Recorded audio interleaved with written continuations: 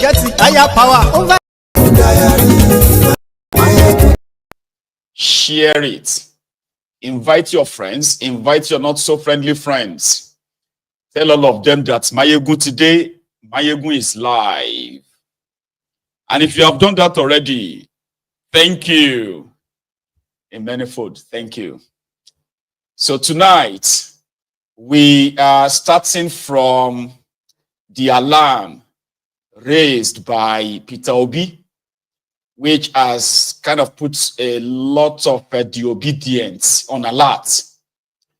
Because knowing the history of Tinubu and his politics, there is a chance that a threat against Peter Obi should not be taken with levity.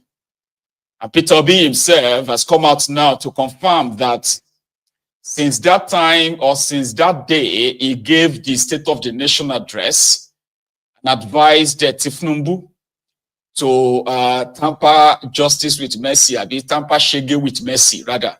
Shege with mercy. He has been receiving direct threats to himself and his family. The only one that is made public is that one from Felix Moka, the APC, a spokesperson. Meanwhile, on the other hand, the APC, the Akpanyo People's Congress, Al-Qaeda People's Congress themselves also came out to say, come on, man, don't be a snowflake. Nobody is threatening you. We are just replying to your jibe. You called, there's different. They said there's difference between criticizing government or advising government and then inciting people. To them, they believe that Peter Obi's criticism is not criticism. It is not opposition. It is, in fact, an incitement for asking Tinubu to stay back in Nigeria and possibly travel around the states in Nigeria to feel the pulse of the people is ruining. Is considered as an incitement. So that's where we're going to start tonight. Just about 4 days, is it 4 days now or 5 days now? In part of the State of the Nigerian Nation addressed by Peter Obi, there is a part where he categorically said this. I want us to sit down one of these days and talk about the opposition and how the opposition will be effective. Our democracy is faulty. It wasn't designed to support the opposition. Oppositions here are actually in difficulty. If I tell you what I face, what I go through, what my family go through, you wouldn't even believe I will still be standing and going around this country. But I've made up my mind that if this is the end, so be it. Because we can't allow the country.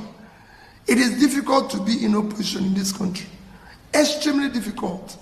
Because everything is against you. People don't even want to see you. They don't even want to talk to you. I see colleagues that greet them at the airport, they don't even want to reply. Because they feel they don't want the government of the day to see you or see them greeting you. Your businesses, everything you're involved is being dismantled. That is not a country. We need to show more commitment to the future of our country. None of us is going to live here forever. So we must build a better society for our children. And to build it, some of us will take the risk. That's the part of what Dele and Co also going through. And not just him, every person, even the oppositions in local government level, at state level, everywhere, are going through that. So for me, we are actually doing a lot if we're doing everything on our own. So that part where that won't be the first time that Peter Obi would sort of lament on how people have been doing everything to avoid him, because himself and the Obidients, they are considered the biggest threats to Tinubu's illegitimate regime. Although they will kind of play it down. You know, usually they will say they have no structure, this or that. But the Obidients and Obi himself remains the biggest threat to Tinubu's political, what do you call it? You know, Tinubu looked like he's got all these aslikas around him. You know what I mean? Like people who are like kowtowing to him and the rest of that. But all of these are like substanceless, you know, set of eye service of a thing. Because in the last charade they had, it became obvious that except that Yakubu came to the rescue of Tinubu, by now, Tinubu would have become an internally displaced politician, because you know what would have happened? They would have lost Lagos. Tinubu won't be your president. Majority of those who are miling around him right now, they won't. It would have been forgotten totally. Tinubu and this, what do you call it, political base in Lagos was demystified by this Obidients. And it didn't stop there, okay? Majority of the political heavyweights in that contraption got demystified by this Obidients until Yakubu came to their rescue last minute. Lagos was supposed to be the traditional base of Tinubu. It was demystified, it was destroyed politically there. He could barely score 150,000 votes. In his own supposed Lagos, Sanwo-Iku and the rest of them, they had to kind of employ a warlike tactic, increase their tribal, ethnic baiting, hatred, and the rest of this. This is not like a years ago. We are talking about just less than 2 years ago that this happened. Tinubu didn't win any real loyal election anywhere. The wicked that is now jumping up and down around him today had to actually like kill people. He killed electoral officers just to make sure that they managed to rig something that he is now using as his own leverage with Tinubu today. So Tinubu's political heavyweight nonsense is only exists in the imagination of his fellow, his what do you call it, his humbled voluntary slaves. Let's just be realistic. Let's be honest. Because the initial thing was that they had no structure, no structures, no structure that. Until when their election results started pouring in, or more, they had to turn off, like shut down the website, turn off their IREF, and then they started rolling out their fake figures. So Tinubu's political weight that people tell you about is only only exists in the imagination of his ass lickers. Tinubu can't participate he can't really participate in anything called free and fair election. And APC, generally, they've never had that chance. The only time they had it was in 2015. And they even had to kind of like add an extra rig into it too. So these Obidients were supposed to have vanished by now. But sadly for this APC, they are not. They are not vanishing. Confessor Soyinka, who called them fascist. Fascists are those that we say, except you do things our way. If you don't do things our way, you are considered an enemy. So he called the Obidients the fascists. Meanwhile, the real fascists are the APC, who considered everyone that rejects them as an enemy. And they are not just that, they have become hostile. You understand what that means? Like hostile to anybody or any group of people that rejects Tinubu. They will come for you. If they don't physically attack you, right? Then they will economically come for you, come for your source of livelihood. And this is why the Obidients are the most the most dreaded political group in that contraption today. They are those that they believe Obi inheriting them or following Obi to them is like, a bigger threat, kind of. And every time Peter Obi says something in critiquing this illegitimate regime of Tinubu, they sort of feel automatically like is inciting his base. Maybe it's going to be a matter of time before these Nigerians are going to pounce on them, you know? And that is why when this guy was asked to react, the next thing he did was to actually threaten Obi by saying, No. He is the one that's throwing that. Mr. Obi is shooting from the hip. He's not looking. He's not taking an aim. He just, shoots widely like, what we used to see in movies back in the day, in the Wild Wild West. He is not being rational. He's absolutely irrational in his thinking and in his public commentary for a man who was governor for 8 years, who left nothing to remember in Anambra State by way of a legacy or transformation. But all of a sudden, he served as governor 8 years. He didn't have the wisdom or the smarts to change Anambra State, to make Anambra the beacon, that example of, governance in the country. But then, he runs for president, in 2023. And then now, he didn't win. He's sulking rather than actually get a perspective and, figure out what he did to lose so he can do better in the future. He would think that he can bring down the government by simply, being maliciously deceptive. That is wrong. I'm not somebody to, to go on that offensive in that manner. But Mr. Obi has crossed the line so many times. And I think that at this point, he has coming to him whatever he gets, he needs to manage it. Do you get that? So that's Felix Moka, that mofo, right? It won't be the first time he actually passes, threats. Not just to Obi, but even to this Obidients as well. Like I said, politically, they believe that these Obidients are a bigger threat. Because if there's going to be any uprising, the only person who can trigger an uprising in Nigeria is Peter Obi, whether you like it or not. He is the only person who has genuine followers. He's the only guy, after 2 years of election, he is still so relevant enough that they kind of fear what may happen if his base that they love to call the Obidients. They call them different names. They try to demoralize them. They try to gaslight them, blackmail them. And these are the, some of us believe that they are deluded, believing that Nigeria may work or Nigeria can work.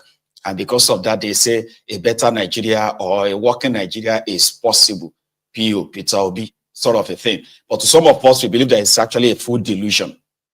But nevertheless, they are just Nigerians who feels like the country should work for everyone. If Nigeria works, it will be to the betterment of everyone. There are those who believe that a good governance is a right, rather than living in your own country. And to them, anybody who can give them that good governance, right, will have their support, and they believe Obi will give it to them. So do you understand that mean? What that means is that it is only Peter Obi that actually has the sizable number of loyal followers.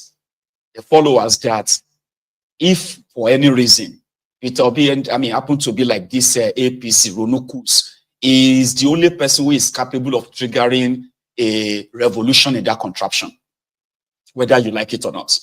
But some people believe that he won't do it, because if you cycle around the whole thing, you realize that he himself is an elite. He is also part of the system. He has his business in the system. He has his own investment in the system. So, and if anything if Nigeria should go up in smoke, and then the criminal elites in Nigeria are to be chased down, even the like of honest businessman like Peter Obi will not be spared. His own businesses may not even be spared too. So a lot of people believe that sentiment is the reason why Peter Obi can be like the APC. Egbekebe is the most influential politician in Nigeria of today. I'm not talking about tomorrow, but today is the most influential, powerful politician in that contraption. So his position on things actually rattles the people inside the APC. That's why they are throwing everything at him. everything they can throw at him. Just maybe one of them will stick somehow. So he didn't say anything wrong. He reacted as he should, like a normal politician, okay, and opposition, by, speaking on behalf of those, at least if the Ronukus are not on his side, then what about the Obidients? Everyone exists inside this contraption today, facing the shege that Tinubu is dishing out. Nobody is spared. So if the Ronukus are comfortable, that's fine. But this guy has, millions of those who also look up to him, Abi. So he can speak for them too. And that is what APC, Ebekebe, dreads.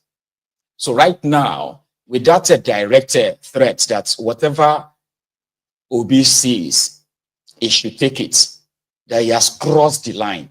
What is crossing the line? Criticizing Tinubu is crossing the line in that contraption. They just haven't figured out what to do to him or how to deal with him, I believe. Meanwhile, the Obidients themselves are waiting. They are like anticipating that we are touching. Even he himself won't be able to hold them back. You know me, I have said this on my own, that anything that will shall cause kata, destroy everything. I beg, if I did sleep, wake me up. Because this fraudulent contraption held together by this fraudulent system needs to collapse. You understand?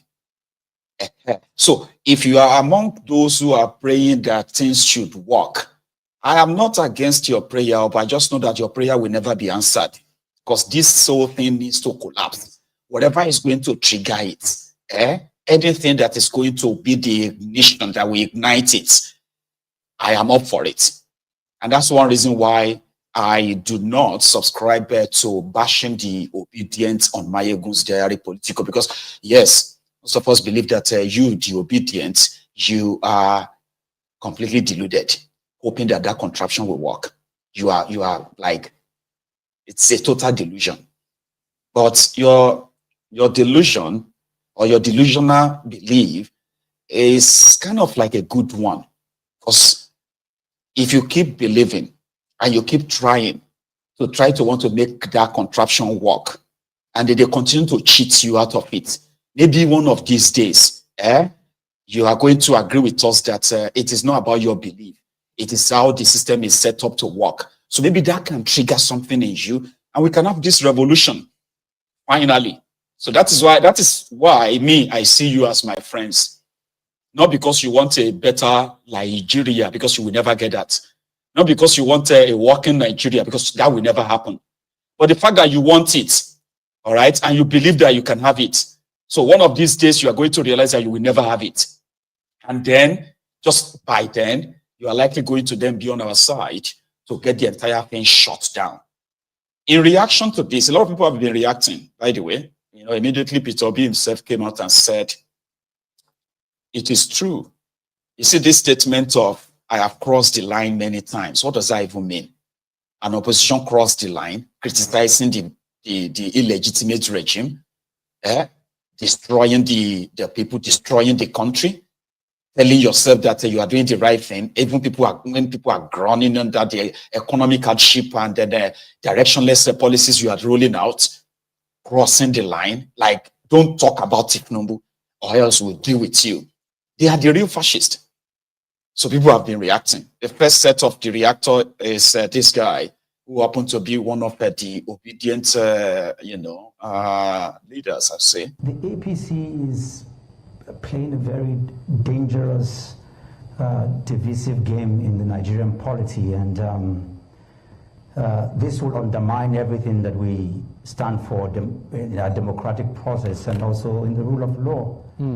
I'll tell you very clearly that about 500 years before slavery, leaders of thoughts, both in the church and in the mosques, and scientists of, credible people, denigrated, spoke, dehumanized the black people, and it was on the framework of those thoughts and those inscriptions that slavery took place. And I'll tell you, as somebody who has been to Rwanda countless times, if you read through the stories and the history, Before the genocide, some people were referred to as cockroaches and trees and all kinds of that. When these rhetorics pervade our civic spaces, you see that danger is right on the way. You know, prior to the 2023 general election, you know, incidentally, our current president, dialoguing with his people, he said that elections and the processes that will lead to the emergence of a presidency is not just going to be given, that you have to snatch, you have to grab, and you have to run away with it. And you can see through the elections how Obidients were beaten out of polling booths in Lagos. They were shot at in River State. They were killed in Kano. You know, we lost a lot of people because of statements that are made. And to have not just an ordinary Nigerian, but the national publicity secretary of the APC to come on national TV. Felix Morka said directly that Mr. Peter Obi has crossed the line over and over again, and that what they have, when you listen to him very clearly, he said what's coming to him, meaning that affirming what Mr. Peter Obi has consistently said about the threat to his life, his businesses, and his family. He came out on national TV to affirm that, and then retracted back again to lie about it. I mean, why are the APC government behaving like bandits? It's only in Nigeria that bandits will send text to you, tell you that they're coming to kill you But what Felix is claiming right now is that he's been taken out of context, and that he may not have meant entirely, you know, in any way, the way this narrative is being peddled.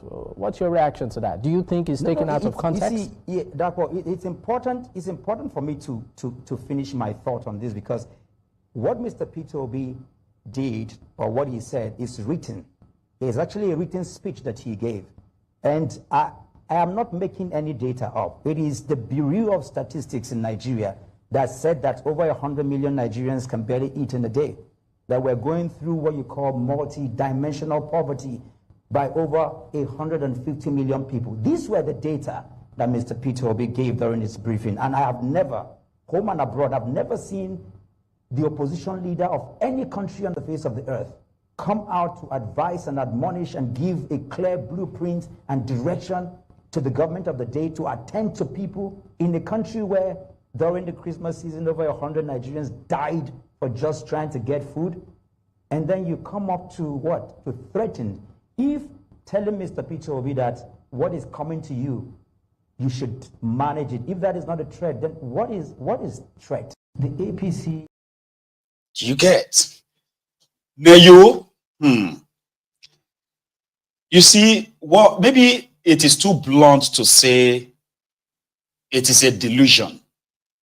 All right? Because that's not even too blunt. I have some other harsh words to describe those who believes that Nigeria will work. Let me tell you the playbook, or the usual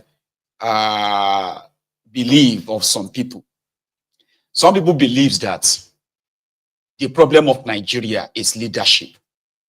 Once you elect a good leader, everybody will now follow the... Some believes that once we arrest all the past leaders and put them in jail, everything will be fine in Nigeria. This is delusion, delusional at the level of a grandeur delusion or something like that. It is high level delusion. We don't have anything in common to call ourselves one Nigeria, to start with. Then secondly, the people need to decide. To have a country, right? You need the people to decide that they want to be together as a country in what is called the Article of Independence, Article of a Union, whereby every part, every unit or unit part of that country agrees to come together, and coming together to determine the type of government they want, the type of economy they want, and all other foundational, reasons why you want to actually live together. So if you don't have that, you don't have any country. The idea of, see, before APC, Ebekebe, right? Let's give it to those before them. They managed that division so well, right? That some of us grew up believing that Nigeria is a country. But when you look at all of the factors that makes a country, you will realize that ours is in total contrast from one another. Total contrast. We're just meant to believe that we are brothers. Maybe we should just kind of continue like that and see how to make it work. But we have a system where mistrust is the currency that we are spending. We do not trust ourselves. So no matter how much you want to probably think positively of the contraption, it is out of naivety, being naive. And a lot of us are that naive, hoping that it's not hard, it's not difficult. I mean, why can't we just... Baba, if everybody has to present their conditions of why they want to be part of Nigeria, you will realize that majority of us will not agree to be together. The only reason why you're having one Nigeria today is because there is a crude oil that they are drilling in a part of Nigeria, which also, although is already losing its value, by the way, so it's a matter of time before everybody will now realize that there is actually no one Nigeria. What you have is many Nigerias. Okay? So, good leader needs a good system. Yes, you might say a good leader will bring, should kind of institute a good system. No. It is the people that will determine what kind of system they want. And in this case, the people doesn't really matter when it comes to Nigeria. It is some selected people that decide for all of us. And they believe that they know what we all need. And that's the problem. Nigeria can never work. It is not a cause. It is not. It is a business entity put together to serve the interest of some people. And if by any reason you find yourself among them, then Nigeria is working for you. If you are, a majority are always outside that. That is why Nigeria is never going to work. Don't be deceived though. The Sharia North, as well as the Middle Belt, they don't have anything in common. The Western region, Yoruba land, and then the Eastern region, Igbo land, we don't have anything in common. Similarly, when you begin to go to all these places, you will realize, but okay, maybe we do have some things in common. That will have to be like ironed out. But we don't speak the same language. Do you understand what that is? If I can't understand what you are saying and you can't understand what I am saying, the chunk of us, then there is going to be room for suspicion, distrust. So why do you want to kind of force it and make it like it doesn't really matter? Let's leave that. Let's just move on. You don't move on if you, Bible even say that can 2 or 3 walk together except they agree? Can they? So that's why Nigeria will never work. Forget about this leadership problem. Can you come? No. Even if you have somebody that pretended to be like a good leader, you will have to define the good leader. Because in this instance, there are those who are following Tinubu that believes that Tinubu is a good leader. And there's nothing you can say to them. They will tell you that Tinubu is a good leader. There are those who believe that if Bukwari was a good leader. Till tomorrow, they will tell you, Bukwari was a very good leader. This is the definition people give to those who have mounted the position of power in Nigeria. It is always like my turn by turn Nigeria Limited. You know? So let people govern themselves. And even if we have to be together, let people decide that. Give them that chance. I know that's a tough one, but it is possible. It's a tough one if the people understand that this contraption was never put together for them, because it was never put together by them and never for them. So maybe when we get to that majority and we begin to push and we succeeded in breaking up the contraption, right? Maybe it will begin to make sense to a lot of us, especially the educated ones. Because we are the ones who seems to be like speaking so much or learning how to speak so much English, but without any real sense. Like in the long run, it's always about English, no sense. We don't have anything in common in that contraption. Don't let anybody say you, I mean, you can even call me names. You can call me any names you want to call me for being that blunt. But the truth here is that we do not have anything in common. No. Let's give thanks to APC, that have decided to expose that, that fourth line. Do you get that now? This line that the people before them they managed to blow it out. Okay? Or APC, succeeded in breaking the entire, what do you call it, system so that everybody knows where they belong to. So what you have left in Nigeria right now is hypocrisy, where people are trying to sound politically correct. The contraption is not working. It will never work. And that's why they will continue to make it a turn-by-turn Nigeria limited. Everybody is going there, get your shot. And once you are getting your own shot at it and you are benefiting from it, then Nigeria is working. Anybody who is complaining that Nigeria is not working for them, that is their own problem. So once you lose your own grip, then Nigeria will not work for you again. This has been the whole, concept of this while. So let the people decide if they want to be together. Let the Yorubas decide. If the majority of Yorubas want one Nigeria, let it be on record that they want it. If the Biafrans want one Nigeria, let it be on record that they want it. If the Arewa North wants one Nigeria, let it be on record that they want it. Not some political class telling us what we want, when in actual fact, it's actually for all of them. Here is another person reacting again to this threat of the coward Felix Moka, who now said he's being quoted out of context. I think Mr. Moka is playing a script. He's possibly trying to impress his masters, because he was talking about Peter Obi's achievement in Anambra State. I think he has to go back and read properly before, tempering to address Peter Obi's performance in Anambra State. But first of all, we have to warn Mr. Walker, or whatever he calls himself. Felix Moka. Prince Walker.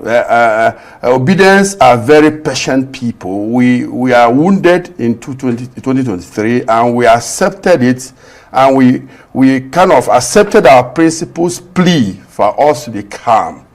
But let him be warned that anarchy is at the corner. By the time he starts to threaten Peter Obi, he has no right to come and speak the way he's speaking. Peter Obi is a decent man. In fact, Obidients are angry with Peter Obi. Okay, let's talk about what Peter Obi has said, right? He's expressing concerns about Nigeria transforming into what he calls an authoritarian and repressive regime. Do you share his view? Well, Peter Obi as an opposition leader, you are not expecting Peter Obi to come and say hallelujah songs to the government. The government is practically not doing what it promised the Nigerian people. And there has to be someone speaking here. In civilized countries, they face themselves and they spill all these things face to face. Is it because our democracy is for dragging? You should be able to accept criticism. And I have not seen anything Peter Obi has said that is too bitter for anyone to accommodate. Peter Obi has done a fantastic job of being an opposition with concern about the Nigerian people. We are calling on the APC government to call Prince Moka to order. He has to withdraw his statement. In fact, he should be arrested for calling, threatening the opposition that he has crossed. Which line did he cross? We are telling the government what they ought to do for the Nigerian people to leave. People are dying of stampede. People are hungry. The transportation system is not working. Bad roads everywhere. The hospitals have no equipment. So what else do you expect Mr. Peter Obi to say? We are even not happy. The Obidients are not happy with Peter Obi that is not doing enough. And we are telling Felix what do the Obidients expect Mr. Peter Obi to be doing? What we expect him to do now is exactly what he's doing now, pinpointing those areas where the government should pay attention for Nigerian people to be able to breathe. And that's why we find it absurd that someone, I think he needs a position in the APC. I think someone should go and ask him what his problems are. How can you say Mr. Peter Obi is crossing the line when Obidients are well, he's the National Publicity Secretary of the APC. I mean, he should publicize something else, not Peter Obi. Peter Obi is one of the best opposition leaders they can have. What's your message to the APC and also to the Nigerian public when it comes to fostering a more inclusive and respectful political discourse in Nigeria? My message to the APC is that we, like I said earlier, we have Obidients in APC, we have Obidients in PDP, we have Obidients everywhere. We urge them to go directly into what they promised Nigerian people, those dividends of democracy that they should do it. And he is right too, because let's be honest, when this Tinubu and his co-travelers, when they were the oppositions in Nigeria, Jonathan saw as they are calling for protest, they are paying columnists in Nigerian papers.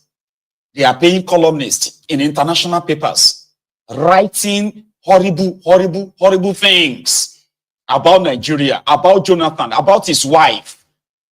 Almost every week, they are granting press release, press statements. It got so much that you remember Laya Mohammed. Laya Mohammed defended Boko Haram. That was how kind of like active these guys were during Jonathan's time. Remember? Laya Mo defended Boko Haram. Yeah, he said that, Jonathan was intending to kill Northerners in the name of looking for Boko Haram. That why can't Jonathan give the Boko Haram amnesty the same way they gave amnesty? It was Laya Mo that said that.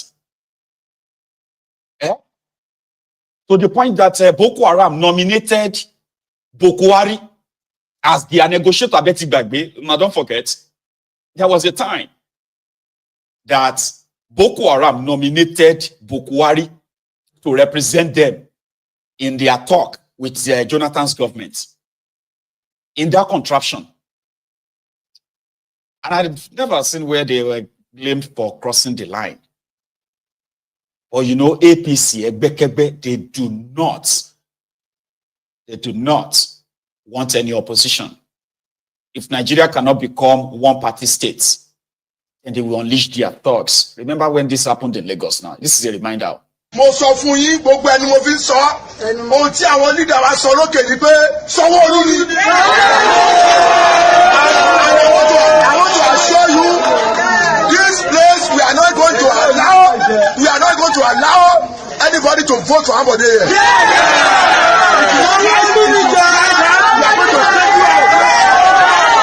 are going to send you out of this place. We are for Sanwó-Olú, and that's what our leader Asiwaju Bola Ahmed Tinubu said.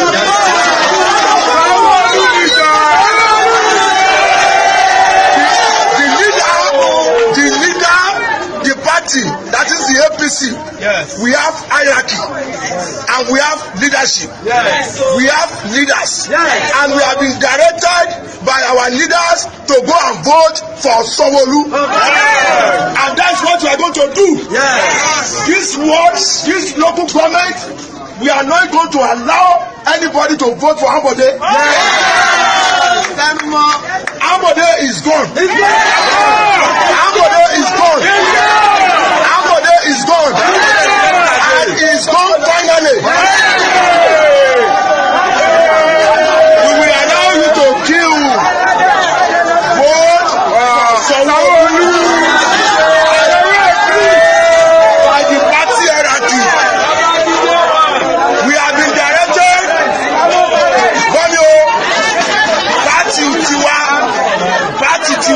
gbọ́ dáadáa ẹgbẹ́ tiwa àní hierarchy àní àwọn tó ní àṣẹ àní àwọn tó dẹ́gbẹ́ ilẹ̀ ẹni tí ò bá fẹ́ ibi tí ẹgbẹ́ ń lọ tí ò bá ní lọ bẹ̀ kó lọ dẹ́gbẹ́ mi ilẹ̀.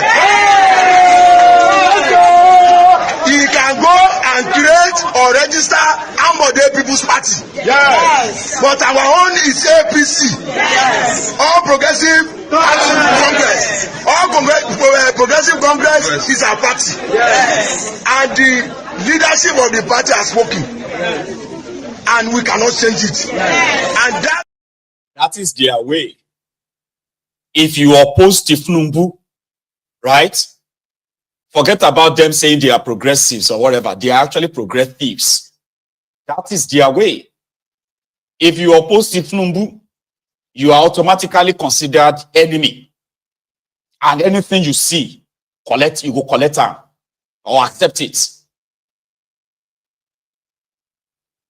Anything you see, it has to be forced before it can become theirs. They have to force it. They have to threaten you. They have to do all sorts. There's nothing like persuasion. There's nothing like getting people in a more persuasive way. And no, by force, no. First thing first, they will offer you money. If you are headstrong, you are not taking the money. Then they will force you. If they have to attack you and beat you bloody. That's exactly what they unleashed on the people that rejected them in Lagos in 2023. That is who they are. They do not want, they criticize them, okay? You are criticizing Tinubu. How dare you? You're supposed to just, once you see Tinubu, you raise your two hands, and then you hit the ground with your own foot, right? That is their mode of operation. Modus operandi. If you're asking questions, you are looking for trouble. Because to them, that means you are trying to incite people against them. Asking questions is not acceptable in their group, in their midst. Now they have the power. I know they are telling themselves that Tinubu was able to rig himself in when he wasn't in power. However, he has the control of all the institutions right now. It will be difficult for anybody to get rid of him. But guess what? They are still afraid. They are afraid of the people. Their fear of Peter Obi, as you can see right now, is not because the Obidients and the Peter Obi himself is too kind of complicated to be rigged out. No. Their worry is that they are failing. You see, they are failing. The Nigerian economy is tanked. And people can see their level of corruption and failure too. So if you now need to rig election again, it may trigger an endless revolution in that place. Something that they possibly have no idea of how to undo that. This is why the Obidients, are threats to them right now. It is not because they are afraid. It's not because they don't have what it takes to write election results. The problem is, what if this Obi becomes so radical that he's no longer the talking Obi? He's no longer the one that can hold you back when you reject them again. And then they falsify the figure to return Tinubu in 2027, if you make it that far. That is their worry. And that is something that I don't know how they're going to do it. I have no idea. I can tell you this, that it is a bit of a frustration for them because they didn't expect this. They didn't expect him to last this long. They've hijacked his party, the Labour Party. They've hijacked PDP. So where exactly is Peter Obi going to run against them? They have no idea. Now, if he should run against them again, the man they said had no structure, right? So if he should run against them again, and you, the Obidients and other frustrated Nigerians, queue behind them, and you make it difficult for them to rig, and they still rig anyway, and then this led to the breakdown of law and order, that majority of them would have to run away from Nigeria. So this is why they believe that Obi has crossed the line many, many times. To them, he is not just going away. He should have been like gone. After the 2023 charade, as normal, right? It should be gone. Nobody is concerned about whatever Atiku had to say. It is what this Obi had to say. It is just this Obi. Why? Because he is the only potent threat to their state capture. He is the only one they feel like if he should, for any reason, be like them, or be half of what they were to Jonathan, or if he should realize his influence for real, and he should trigger it, this can set Nigeria up in total, like on fire. So that's why they're working every day, every now and then, to see how much of the mudslinging they can, fling at him and see which of them will stick. And to me, Maiyegun, the observer, I am much, much interested, which is like I am investing in you, the Obidients, Obi and others, as the, what you can call the catalyst, the match or the matches that is going to help ignite the fire that APC, Egbekegbe, is trying to cover with their cloth in that contraption today. Do you understand what I mean? Okay. What it means is that there are some of you who still believe that Peter Obi can be president. I'm not saying he can't, because I am not a soothsayer. And you see, that level of conviction is a very powerful one. So the only people who can stop him from being your president is this same Tinubu and his gang, who also believes that they have the power to do and undo, because to them, on the surface, Peter Obi is just a small fry. And the fact that they are seeing him as a small fry on the surface, but they are very worried about the consequences of what can happen if they kind of touch him, makes it more interesting for somebody like me. So then I always feel like, me they touch him. I want to kind of like find out something. Touch him. Oh yeah, touch Peter Obi so that we can see what the Obidients are made of. You get what I mean? So this is why I believe that your belief or your strong conviction somehow that Obi can be president will make you more radical. And being radical in this contraption has its own advantage. The advantage is that, like you saw the last time, you will see them hit you again. So it's now going to be, would you allow it? Even if you want to. People like us will kind of remind you that, again, because except this fraudulent system collapse, it was supposed to have collapsed during the time of Buhari. The likes of Tinubu and co, waiting for their turn, sustained it. Now they have rubbished the entire system, even the country more now, which means any slight mistake right now can spark a bigger problem for them. And I want to see that. Okay? I really want to, because without the entire system burning down, we are all not going anywhere. You see, those of you who wanted a better Nigeria, you're not going to get it through election. So those of us who want the breakup of that contraption, we are never going to get it through protest. So until the entire system is self-destruct, which they are on the verge of doing so, okay? So until the entire system self-destructs, a lot of us will never get what we want. And what do I want? A balkanized Nigeria, where everybody manage their own affairs.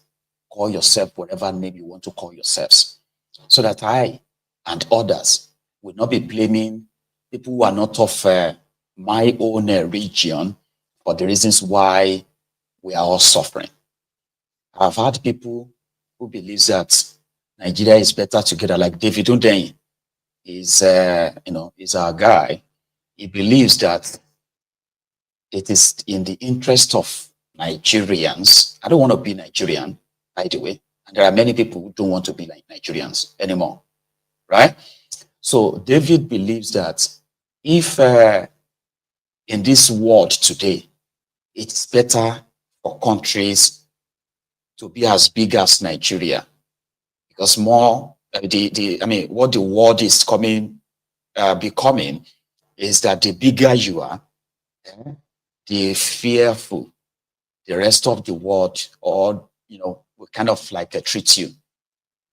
But that is one stupid take, in my own opinion. There are smaller countries with purposes, or with purpose. This big for nothing contraption has no purpose. So if we have to break into pieces, right, to achieve our own goal in life, so be it.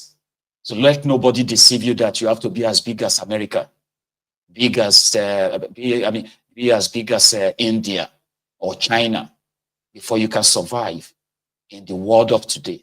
No, we don't have to be. We don't want to buy that anymore.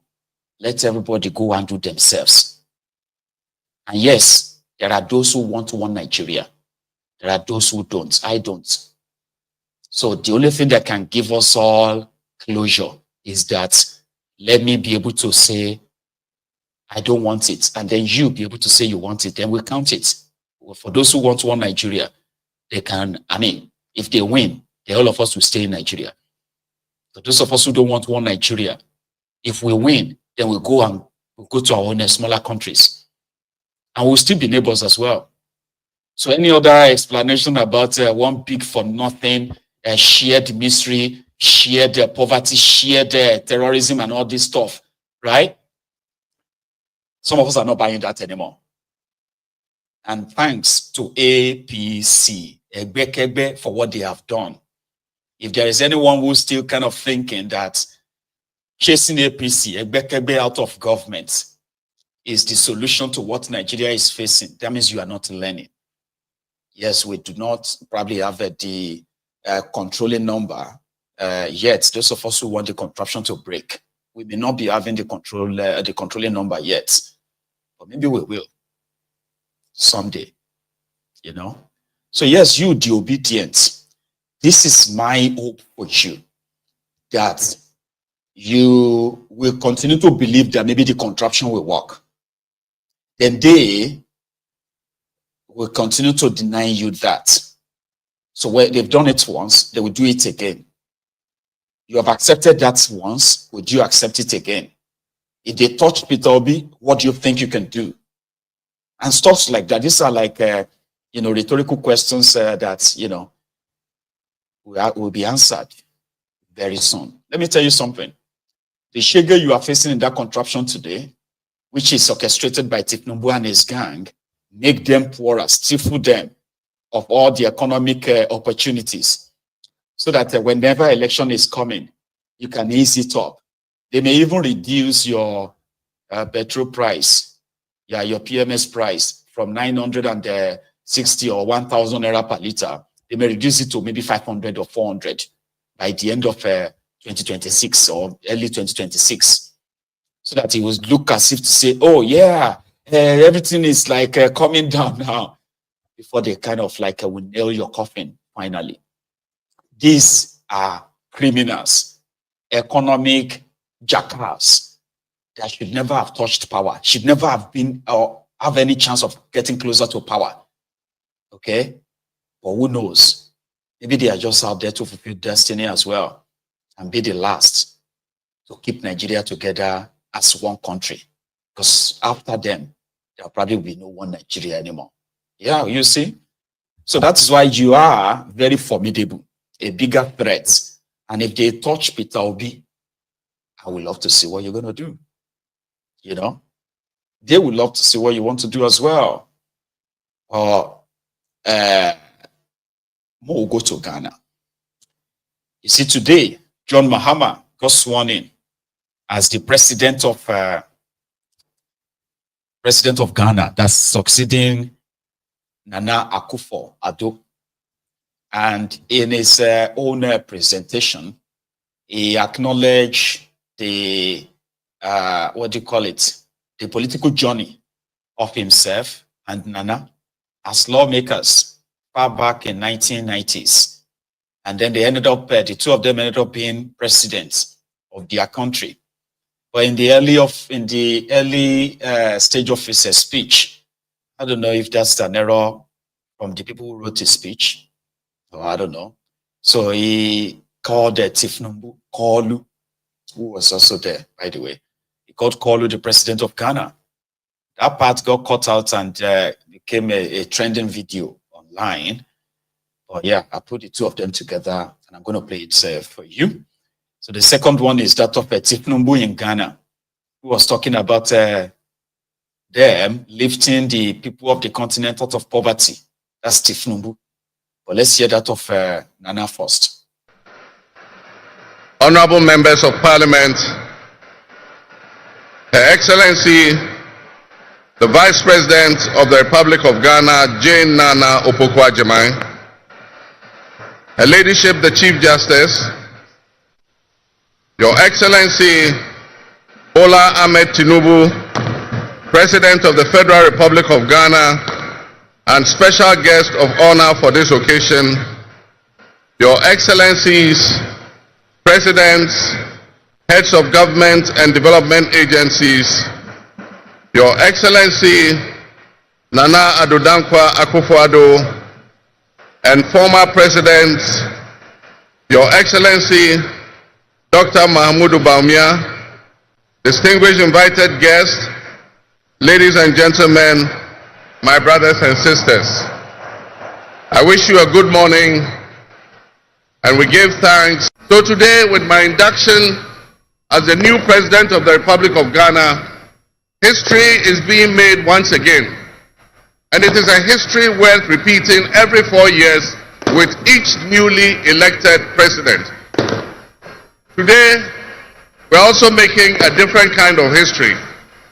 One that speaks to our maturity as a democracy, a nation of citizens enfranchised with the authority at the polls to determine their political future. Today's exercise between the outgoing President, His Excellency Nana Addo Dankwa Akufo-Addo, and I feels a bit like a deja vu. That is because 8 years ago to this day, on January 7th, 2017, we shared this same space and performed this same transitional exercise. At the time, I was the outgoing president, having served one term, and he was the incoming president, having been given a mandate by the people of Ghana to lead this great nation of us. He and I both understood on that day, as I'm sure we are today, that it is the people of Ghana that we are elected to serve. Somehow, it seems fitting that it is with Nana Akufo-Addo that I twice shared this stage and this unique historical distinction. Because Nana Akufo-Addo and I began our national political careers in Parliament in the same year, 1996. He has always greeted me with warmth, a firm handshake and a smile. And he is perhaps the only person in my life who has persistently chosen to call me Johnny. While we belong to opposing political parties, we shared a sense of mutual respect.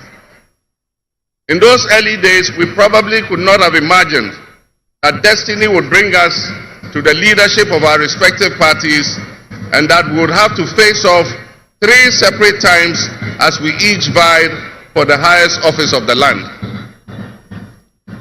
Nana, as this will be our final meeting under these circumstances, and as I look back on the journey we have traveled together, two much younger men who entered Parliament together with a full head of black hair, and you with the same bald head and round eyeglasses, I have to say that you have, without exception, been a worthy opponent. I extend my warmest wishes to His Excellency, the former Vice President, Dr. Alhaji Mahmoud Bawumia. It was a grueling campaign, and we gave it our all. Your sportsmanship in making an early concession eased tensions and contributed to the early conclusion of the electoral contest. I wish you all the best in your endeavors. So that was John, they call him now President John Dramani Mahama. How about President Ebola Tinubu? He's a special guest of honor, like he said. And he also had his own prepared speech as well. And in it, as usual, he was there to do his balablu, bulaba, and other nonsense of hope is here. Hope is. Anyway, here is what Kolu said at the same event earlier today. President of the Republic of Ghana, head of state and government here present, right honorable speaker and members of parliament of Ghana, members of the diplomatic corps, eminent personalities here present, distinguished ladies and gentlemen. It is always good when a friend and brother can visit the home of a close neighbor to celebrate his success and progress with him. Today, we celebrate African democracy as Ghana and our beloved people mark the transition from one democratic government to another. This moment does not merely symbolize another milestone in the evolution of Ghanaian democratic society. It further demonstrates that in West Africa, we are capable of democratic and productive endeavors. It is time that our continent critics stop forgetting the strides that Ghana, Nigeria, and others have made. We will lift our nation out of poverty and build strong and resilient economies for our people. Today, I am here not only as the President of the Federal Republic of Nigeria, but also as an African in resolute support of Ghana and our people. This moment is a source of pride and honor for Ghanaians, the entire continent, and its diaspora. The sun is out and the sky may be blue, but I see today a black star rising high in African sky. This black star shines over this nation, and its rays spread across this continent with a sense of shared history, hope, compassion, unity, devotion to our common welfare. While others may seek to demean Africa and keep brothers pitted against brothers, that shining star reminds us of who we are. Better yet, it reminds us of who we can be. That star reminds us always to strive and work together, bond together. Even when we disagree, we must choose the path of peaceful dialogue. Never can we do harm to our brothers, nor can we permit any outsider to disrupt our bonds of brotherhood. The spirit of Ghana, the first Republic President, Osagefo Dr. Kwame Nkrumah, is here present today, lifting that star higher and higher. Just as Ghana draws inspiration and a well of strength from Kwame Nkrumah and many of his past leaders, Nigeria similarly draws inspiration from its founding fathers, who not only fought for independence but also cherished the close relationship between our two nations. May we always walk in the way and in the spirit of these enlightened leaders. Ghana is in harmony with that spirit, and President John Mahama inauguration today reflect that.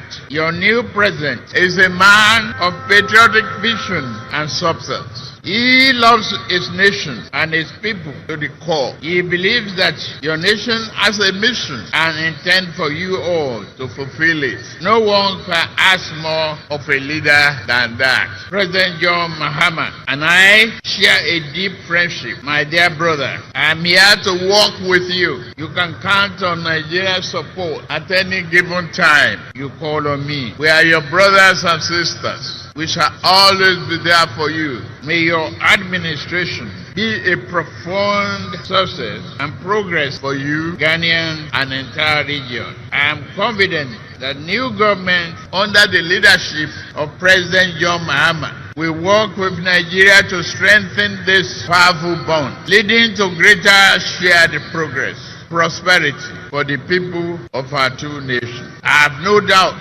that your administration will bring about positive change and progress. Your accession to the power should also mark a new and invigorating momentum in pursuing sub-regional and integration and progress. With laser focus, we can tackle our people's most pressing problem of poverty. Nuisance Lele. Nuisance Lele. It's now like doing like sounding like a typewriter. I thought it would be, I thought it was going to be like, okay, to add it to speed up, the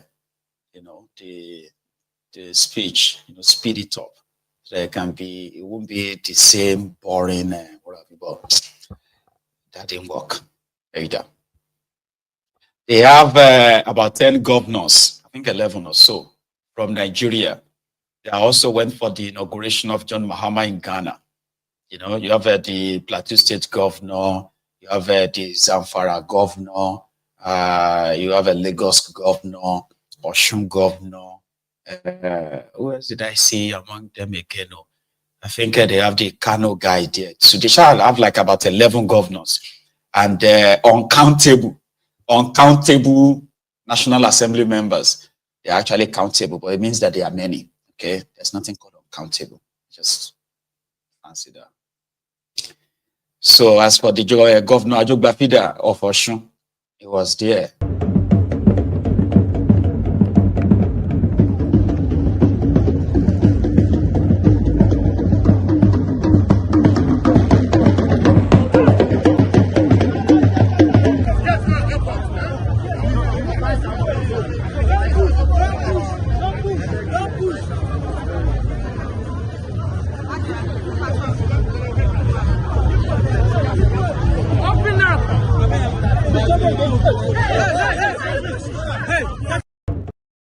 So that's Ade Jackson of Osun.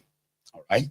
So yeah, it was kind of like, and then the other parts, the other guys who were there was this guy from Senegal. I can't remember his name again since I know that he's a sellout.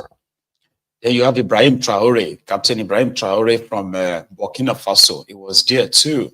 In fact, he was like a star, at the gathering when the dignitaries were going to greet the new president. And then Ibrahim Traore was called, and then the entire room was just like, wow, in Rua like that. Let me show you. Of the strong people of Burkina Faso, His Excellency Captain Ibrahim Traore.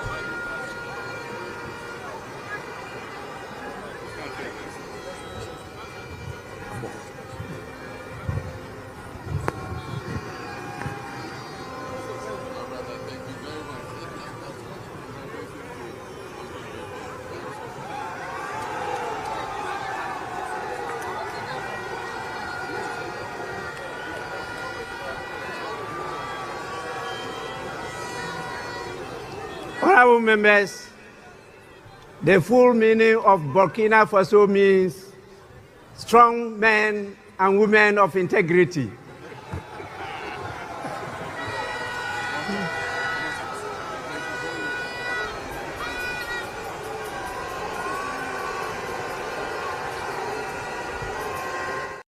You know what? Let me show you the one that I actually love. The angle of him walking down. I prefer this one.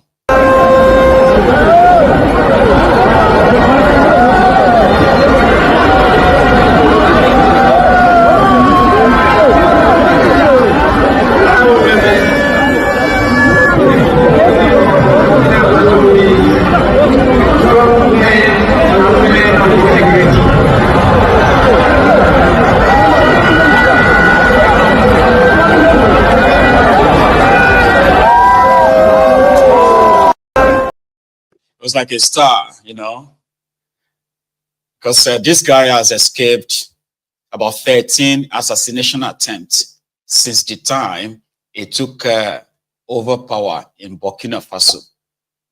And this assassination attempt is believed to have been funded or sponsored by no other corporates than, you know them. So being able to travel out of Burkina Faso to attend the inauguration on invitation, the inauguration of John Mahama seems like a bigger risk. But here is something I found out, is that while Nigeria became hostile to Mali and Niger Republic, Ghana is not totally hostile to them. Most of the weapons, including armored personnel carriers, that Burkina Faso ordered for their own defense, their army in their country, right? Majority of them were imported through Ghana and then transported by road into Burkina Faso. So as much as the ECOWAS is in the pocket of France and the West, Ghana is not that hostile to these Sahel states. From what I found out anyway.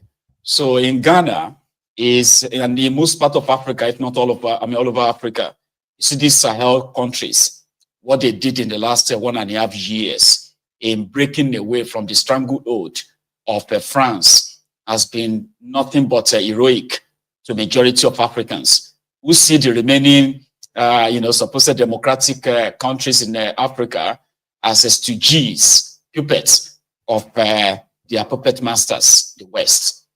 So Burkina Faso, Niger, Mali, maybe partly Senegal and all that, they were considered as liberated countries, not Senegal. No, not Senegal. You know? Because that Faye guy is a total sellout. Anyway, let's leave that and come back to the contraption Nigeria. But before that, right? A few days ago, it was reported that there is this community in Burkina Faso. Okay, I want to try and get their name, right? Because they do have a name. So, I'm gonna something like a bosoms or something is the name of the community. It is a gold mining community. So they said they sent the soldiers, the Burkina Faso soldiers, invaded the community, attacked the artisanals because the government believes that they are illegally mining gold in that region. And this was what it looked like after. Let me show you that.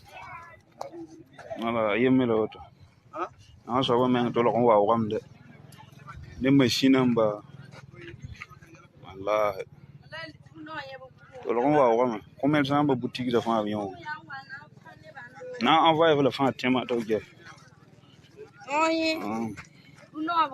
fan l'autre ana tire l'autre ana monter fan yon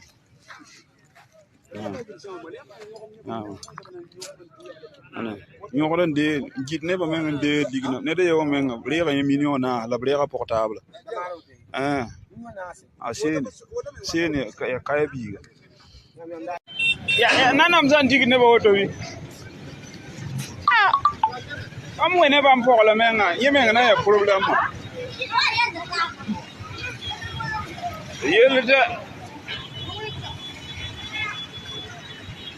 ari ya duni yikri ya yelda atasu ya yelle burkina la woto mam wene ba mpokla men ya ba me ya man shugul wene ba mpokla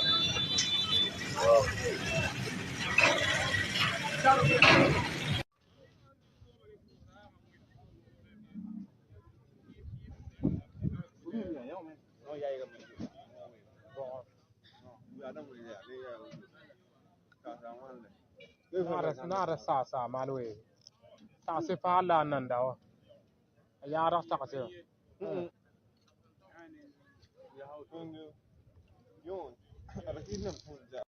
Oh.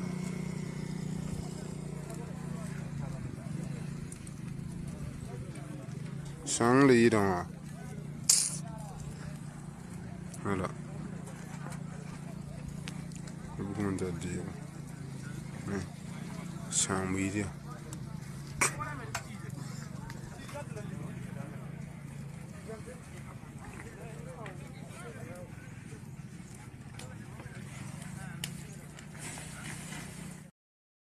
So they were accused of illegally mining gold. And then the military came, okay, arrested some of them, and then burned down their hamlets and what have you.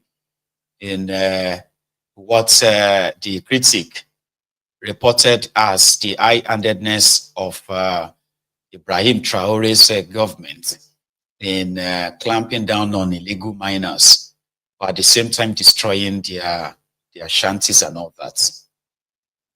I was talking to you earlier about the differences that we have, even though we try to embrace these differences, hoping that we could live together as a people in that contraption. But the truth of the matter is that we are not one, and there are evidences of that. The evidence of that actually abounds, okay? Now you, from the southern part of Nigeria, they can try to gaslight you by saying that not wanting the Fulani terrorist within your space is Fulani phobia.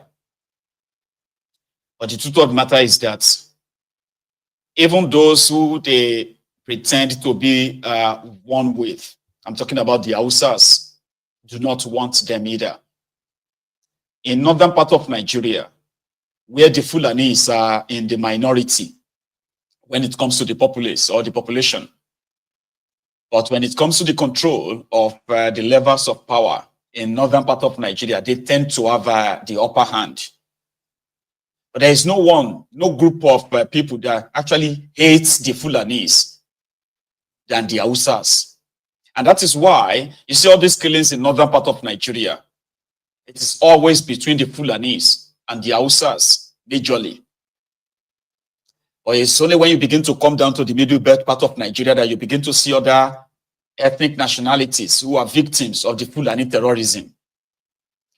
Every young person from northern part of Nigeria, let me give you this idea. Let me give this context, okay? In this Sharia North, when we were growing up, we were told that we had three major ethnic nationalities in Nigeria: the Hausas, the Yorubas, and the Igbos. So they said the Yorubas, the Hausas, and the Igbos. So they are like, there's something called the Wazobia, Wazobia. Wa is come, Zo is come, Bia is come. So the Wa is in Yoruba, Zo is the Hausa, Bia is the Igbo. But when we now got this fake democracy, gradually, slowly, we started hearing Hausa Fulani. What the F is Hausa Fulani? There's nothing called Hausa Fulani. You have Fulani, yes, you have Hausa, but because they were pushing this agenda that will later expose the fraud that we call this contraption, this Nigeria. They started pushing Hausa Fulani, Hausa. So they make the Fulanis. They were telling the Hausas that they are the saviors of the Hausas. That the Hausas, they are barbaric, they are backward, they are idol worshippers. But it was them, the Fulanis, that brought salvation to them, that brought, that they brought them this, whatever, you guys are like, we're the one who brought you out of the dark, and we brought light to you. If not for us, you, the Hausas, you will be nothing. You see, this particular statement, or this kind of belief, has pitted the Hausas against the Fulanis for a very long time. But in the political front, especially to those of us from the southern part of Nigeria, they wanted to appear as one, but they are not. If you meet an average Hausa person in northern Nigeria, it will tell you that the Fulanis have been killing them. And their political leaders have always been politically correct, because for political advantage or political exigencies, right, they would rather pretend to be one. Hausa Fulani. There's nothing like that called Hausa Fulani in Nigeria. Nothing like that. Until this criminal political class decided to trade the freedom of their own people for locus of office, political power. Mustafa, what is that guy's name again? Christopher Musa, the chief of defense staff, said something on that, and a young man kind of like explained it further, what his own parent told him about the Fulanis. I don't know if you have seen this. What is going on in the Northwest is the Hausa Fulani fight. You know, we don't mention it. That is the bottom line. The Fulani man feels anytime he comes to town, he's molested, he's killed. The Hausa man believes that the Fulani man, using his headsmen, enters his farm and destroys his crops. So it's been a long time, I'm sure you're aware, it's been a long time issue that had not been addressed. So it's a political issue. The difference between Fulanis and the Hausa is that Fulani, they have their own tribe. They have their own language. Yes. The way they speak is different from Hausa. Yes. If you listen to a Fulani man speaking, yes, with the way Hausa man will speak, yes, they are quite different. Yes. But what makes them to become one is that religion. They came with that religion and they said to them they are one. But yes, it's good that religion make you one. But at the same time, if you people say I want, then why, because of the religion, you later become emir in their states. You now, a state that is supposed to be ruled, governed by a Hausa man, when you go to Kano, when you go to Katsina, they even extended into Sokoto. You even go to Kaduna, you will see it's a Fulani man. It's a place that is supposed to be dominated, it's supposed to be ruled by the people of that state. By the people of that state, but you will see a Fulani man become. So Fulani man, they are play. For me, it's like they betray them. For me, that's for me. For me, it's like they come with a deception. They come and they deceive you people, they give you the religion and they take over the resources of you people. The thing that you're supposed to be ruling, something that you're supposed to become dominant for it, they are the one who are dominating it. You can see that Hausa man has never become a president in this country. Why? Because Fulani man, they have been deceiving the Hausa people. We are one because of religion, but they never become president. And Fulani, let me tell you, Fulani are not beggars, to be honest. Yes, let me just say the truth. Why is it that Fulani people are not beggars? It's because they are the one who have been hijacking the treasure of this land to themselves. They are the one who have been accumulating the treasure of this country for themselves. So there are children who are staying in the villages with their cows. They don't beg and they don't marry. They don't marry a lot of women. You never see a Fulani man marrying, having many children like that. But I don't know why they came and they allowed the Hausa Fulani, they allowed the Hausas to marry, to get more people, to get more population. You know, for me, they want the Hausa people to get more children, more population, so that in times of politics, you know, they talk of democracy is a game of numbers. So they need that numbers, and the Hausa people are the one producing those children. And you can see the people that they are using to go and to do this killing, majority are the Hausas. But the one who you will discover leading is a Fulani man. And the leader, the gang role leader, is a Fulani man. While the majority that will follow behind are the Hausas. So they are using the Hausas to achieve their aim, to achieve their goal. But now I'm glad that the Hausa people are discovering the truth. Why will a Fulani man come and put something in your mind which is not the real you? They come and they change the real you. Because the Hausa man, I can assure to you, if you live with a Hausa man, is a man that believes that he just need peace. But Fulani man, they came, they changed him. Hausa man become a toxic, he becomes so hard to understand because a Fulani man came and deceived him with a wrong way of lifestyle. What I want the Hausa to do is to stop listening to Fulani, because Fulani, they bring division for us. Fulani, they are the cause of our problem that we are having today. Fulani are people that they don't forgive. Yes, that's what I had, and I believe it is like that. They can keep something for 100 of years and they will achieve it. Our grandparents used to know that those are people that they don't used to forgive something when they want something. What is going on? This is also what I heard, that the Fulanis, they can wait. They have the patience of, of a serpent. They can wait for as long as possible. They don't forgive and they don't forget. And that is one thing that El Rufai also said. He said, this time, this was when Jonathan was killing this terrorist.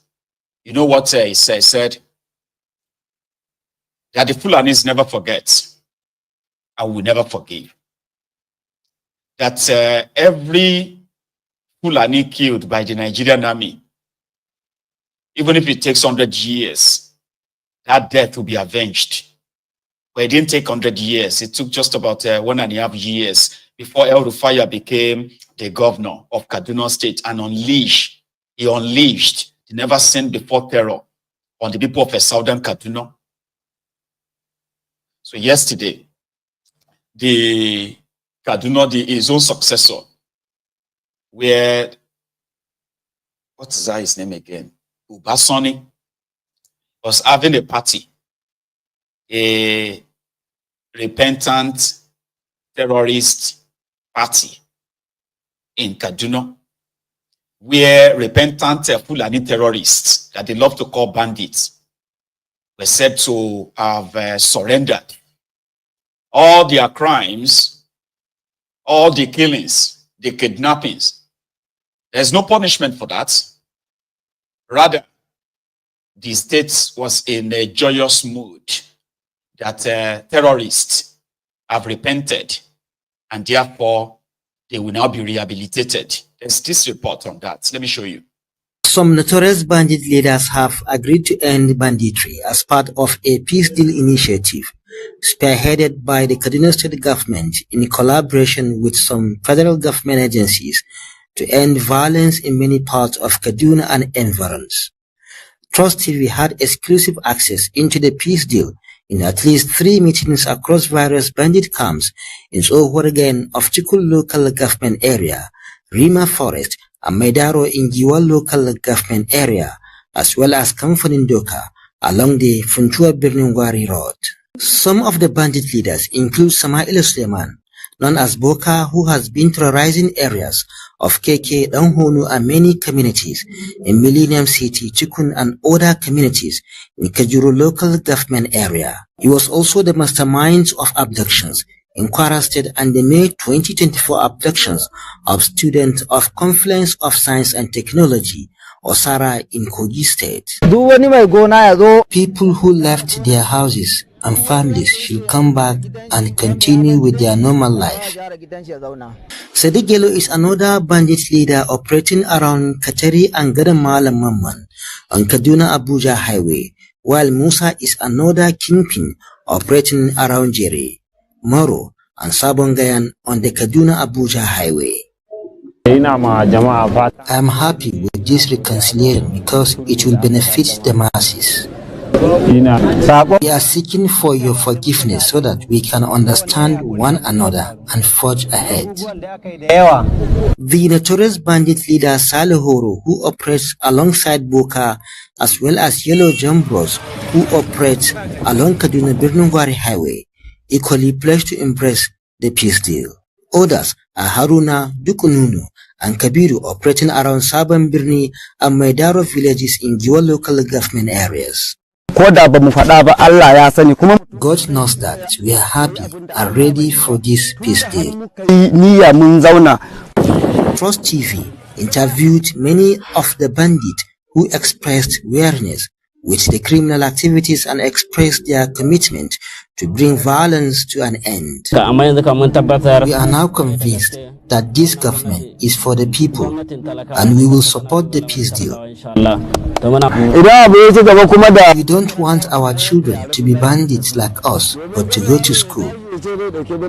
A government negotiator who wished to remain anonymous assured the bandit of government's commitment to peace in the region.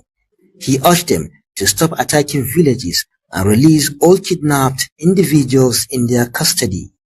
He promised that those who accept the peace deal would be empowered with skills to help them transition to a more peaceful and productive livelihood. Recent statistics from the National Bureau of Statistics (NBS) revealed that between May 2023 and April 2024, over 614,937 Nigerians were killed and 2,235,954 kidnapped across the country.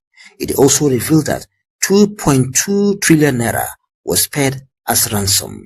The report also indicated that the Northwest had the highest cases of kidnapping with 1,420,307 abducted, followed by the North Central with 317,887 and the Southeast 110,045. However, with the recent peace deal, residents of the affected communities have expressed joy and optimism that the peace deal would restore peace so they can return to their communities. I was born here and my children as well, and I am happy with this reconciliation.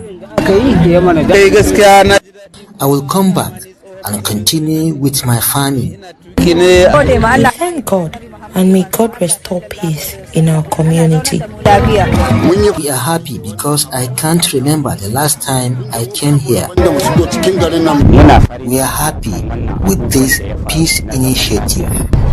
In a statement, the Chief Press Secretary to the Kaduna State Governor Ibrahim Musa said, Kaduna State Government, in collaboration with some federal agencies, has established the Peace Dialogue Group that is developing the Kaduna model, which is a comprehensive framework for sustainable peace and security. This model, according to him, will include disarmament, demobilization, and reintegration, alongside investment in rural development and conflict resolution. It is smoke Igbo. It is take India. It is smoke Igbo. It is take India. Terrorists, repentant terrorists, they are calling them bandits. We have seen many of such in the past. In Zamfara, they had this fanfare of repentant terrorists, and they always call them bandits. That's how the Bello Turuji and his gang, and many like them, pretended to embrace peace because they were never punished for all the killings, all the kidnappings. You know how Nigeria lost to them? These guys were making trillions of naira like hundreds of billions of naira as proceeds of ransom from their victims. So then when the politicians pretended to be rehabilitating them, right? They are paying them 100,000 naira every month. So it didn't take long before many of them left their supposed camp of rehabilitation back into the bush and started kidnapping again. You know, people that have been seeing billions of naira, they were never punished for the people they killed or those they kidnapped. As long as they said they won't do it again. That's it.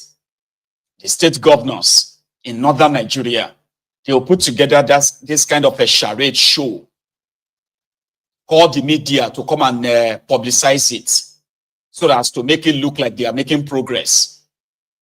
Then after 3, 4, 5, 6 months, these guys will be back to business, kidnapping, ransacking villages. And some of them too, they are like landlords in some of these illegal mining fields across northern Nigeria. The whole show up that they put together, it's not the first time, and it won't be the last time too. It's just the turn of Kaduna. We have seen it in Niger. We have seen it in Zamfara. We have seen it in Yobe. We have seen it in some of these places. We have seen it in Borno. They have never ended because there is nothing called repentant terrorist. No terrorist repents. The only repentant terrorist or a repentant terrorist is a dead terrorist. Now, when the terrorist is dead, then you can say he has repented. There's no repentant terrorist. There is no living repentant terrorist. But for Politico, kind of like, photo op, they put all this out. Seyi Makinde, which is the Solo Makinde Ibadan, told inter-religious body in Ibadan yesterday that most of these terrorists from Northwest, they are now migrating down to Oyo State. We all know the history of the Fulani terrorism in Oyo State, the one that brought Sunday Igboho to limelight of fighting for the people of Igogon and the environment, where the Fulani terrorists have they domiciled and they were kidnapping our people, killing them, raping them, kidnapping them for money. So Seyi Makinde now came out yesterday to say, even when he was celebrating his own birthday, right, that these terrorists came so close. He said they came 2 kilometers close to the hotel he was lodging in where they were doing his birthday retreat. That's what he said. Even though he assured that he will do all his best to ensure that they flush them out, but acknowledging the fact that the escaping Fulani terrorists, they have found their space or their place in the forest of Oyo State is concerning. Yes, it is. And we know that they've never really left. Somehow, they've just managed to bury the story, not to make it like, a primetime stories in Yoruba land. They are still there. Our people are still being kidnapped. Our people are still being attacked. So if the Oyo State government raises alarm, then it should be concerning, not just for himself, but for the rest of us. And they should not call them bandits. They are terrorists and should be treated as such, in my own opinion. Because before you know it now, then you begin to hear that we are also doing amnesty for terrorists in Yoruba land for peace to reign. Because we already have someone who is supposed to be a king in Yoruba land. Now he has crowned a Fulani Seriki somewhere in Yoruba land. Let me see the name again. Okay, it is a place called, this guy on the left that gave a sword as a staff of office to a Fulani. His own name is, his kingdom is Kweme Kingdom in Badagry. His name is Oba Sejiro James. Now, Sejiro James, this is what it looks like. Proper, clearer picture. This is what it looks like. Sejiro James is the Oba of Kweme Kingdom in Badagry. And the guy, the one that had the bed sheet over his head, that one, his name is Muhammad Umar. So there must be a substantial number of Fulanis in Badagry before this guy decided to actually crown one of them as a Seriki Fulani of Kweme Kingdom in Badagry. So I thought that the Oba Akran, the Akran of Badagry, is the paramount ruler of Badagry. So how come this madman has any authority to actually crown a Fulani Seriki in Lagos State, in Badagry? How? What kind of authority does he have? I have been trying to figure that out. I have not succeeded. Okay? But that is his space. His name is Sejiro or Sejiro James.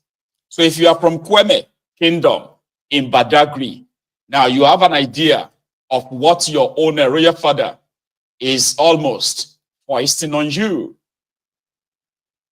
Yeah, if they are living in Badagry peacefully, let them live in Badagry peacefully. Why give them Seriki Fulani? Isn't that what the Hausa kings did when they allowed Danfodio, the first terrorist in Nigeria of in the old northern region then? Uthman Danfodio was an Islamic teacher as well as a charm seller. It was a charm seller. He was selling charms, just like Afonja and Alimi. So Afonja, who invited Alimi, a charm seller, ended up having his head on the spike by the army brought into Ilorin by Alimi. And similarly, Danfodio, a Sahelian terrorist who came as a teacher, teaching. And you know something about them is this. These Fulani terrorists, what they usually do, they don't really fight themselves. They will turn you.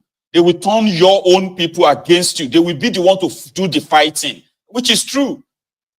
Those who captured the Hausa land for Uthman Danfodio, they were not Fulani fighters. They were the converted students of Uthman Danfodio who were Hausas themselves. Because they were told that their forefathers, their fathers, they are pagans.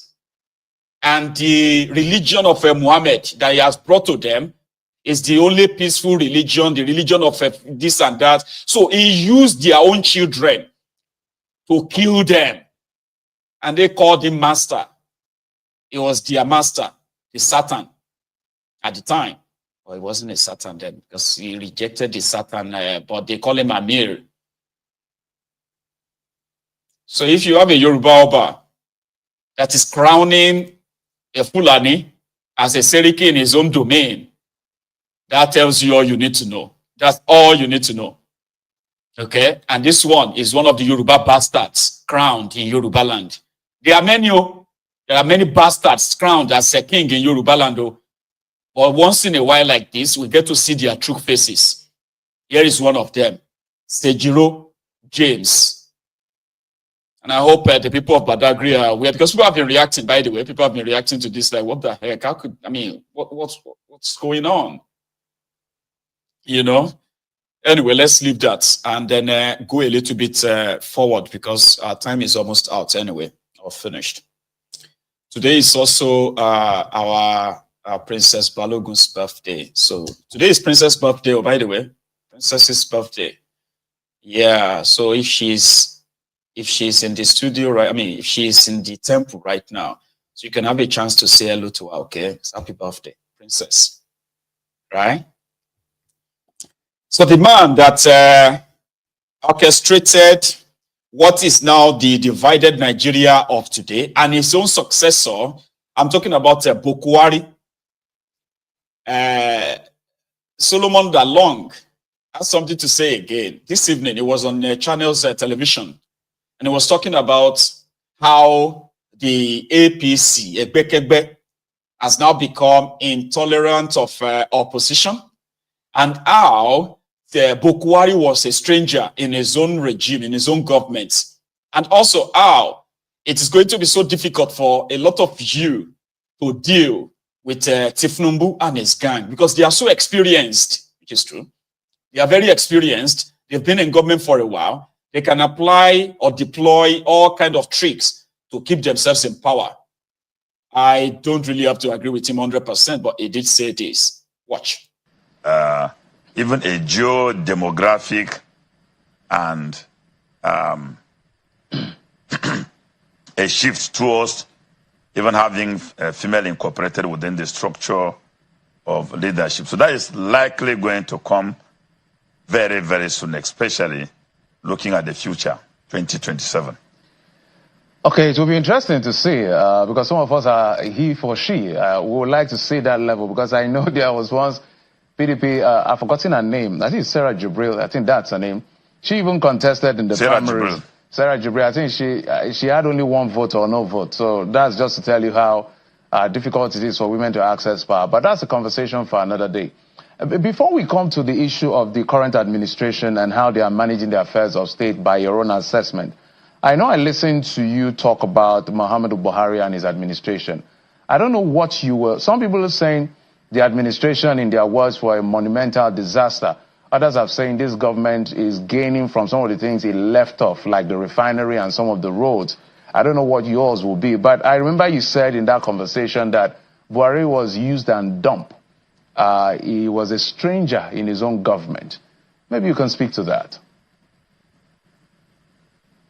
Well, yeah, in one of the last interviews I had in a podcast with one of your staff here, I did mention that as we continue to heap blames on the Muhammadu Buhari's government and then the bulk shifting, that, oh, we inherited this, we inherited that. President Muhammadu Buhari, like I said, was a stranger in his own government. And that government of Muhammadu Buhari was even run jointly by the current president, because he nominated about 5 ministers in that government, and he nominated even a vice president. And coming to the issue of President Muhammadu being a stranger in his own government, what I meant actually was that there was an initial intention upon which we campaigned. We got the buy-in of majority of Nigerians and their investments in campaigns to produce President Muhammadu Buhari. But the government was not a reflection of the stakeholders who brought it into office. Rather, we had the emergence of a power cult that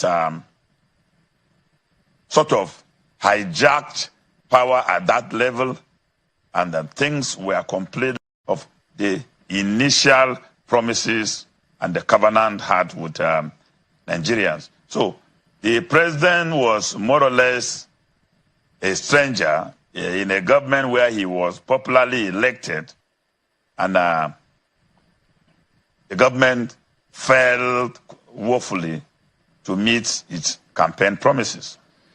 I know that. So let's come to the current administration. What's your view of the current administration, the person and the president called Bola Tinubu? Because you've also said that President Bola Tinubu is surrounded by a sophisticated cabal. That's how you reference this government.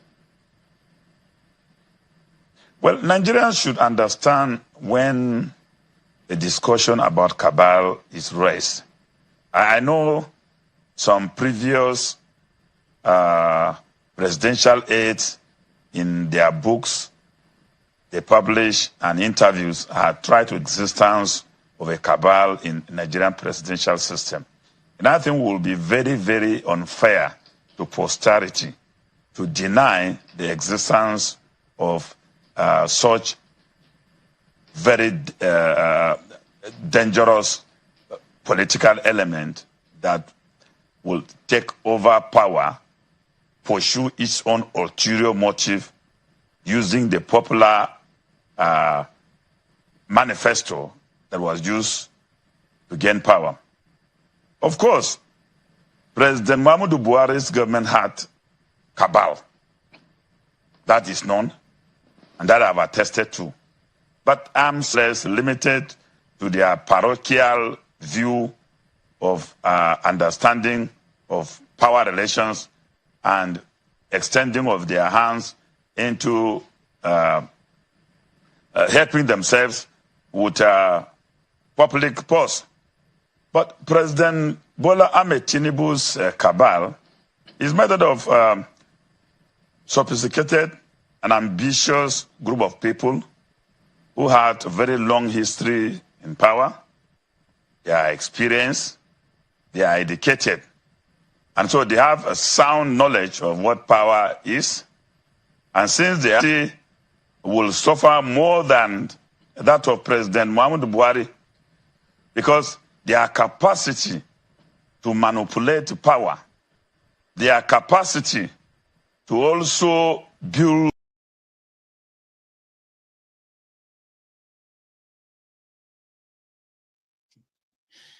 Anyway, what he is trying to say to you is that those around Bokwari who formed their own cabal, they are very much like myopic in their view of what power was all about.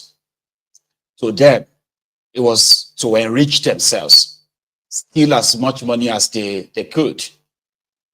And they do not understand the dynamic or the dynamism of power or the manipulation tendencies of power. But when it comes to Tinubu and his gang, they have more experience. They are ambitious and they understand the dynamism of power. They can manipulate and they will manipulate a lot of things just to kind of get and keep on keep the old or their old on power. So that's what he's trying to say to you. So it is never going to be a tea party when these guys are done. I've said something similar to like when they are done with you. Sometimes a lot of you will be asking yourselves, are these guys talking about this Nigeria or another one? Is it this same Nigeria that you are inside they are talking about or another one? Because they will be telling you that everything is fine.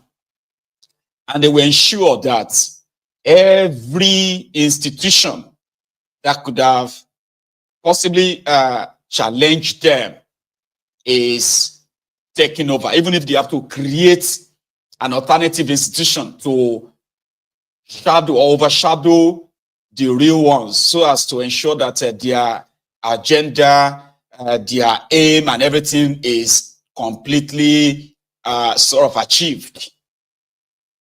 That is what you are dealing with. Career criminals, extraordinaire, sort of. Anyway, we shall see. That's what my friend will say. You know what, Maiyegun, we shall see.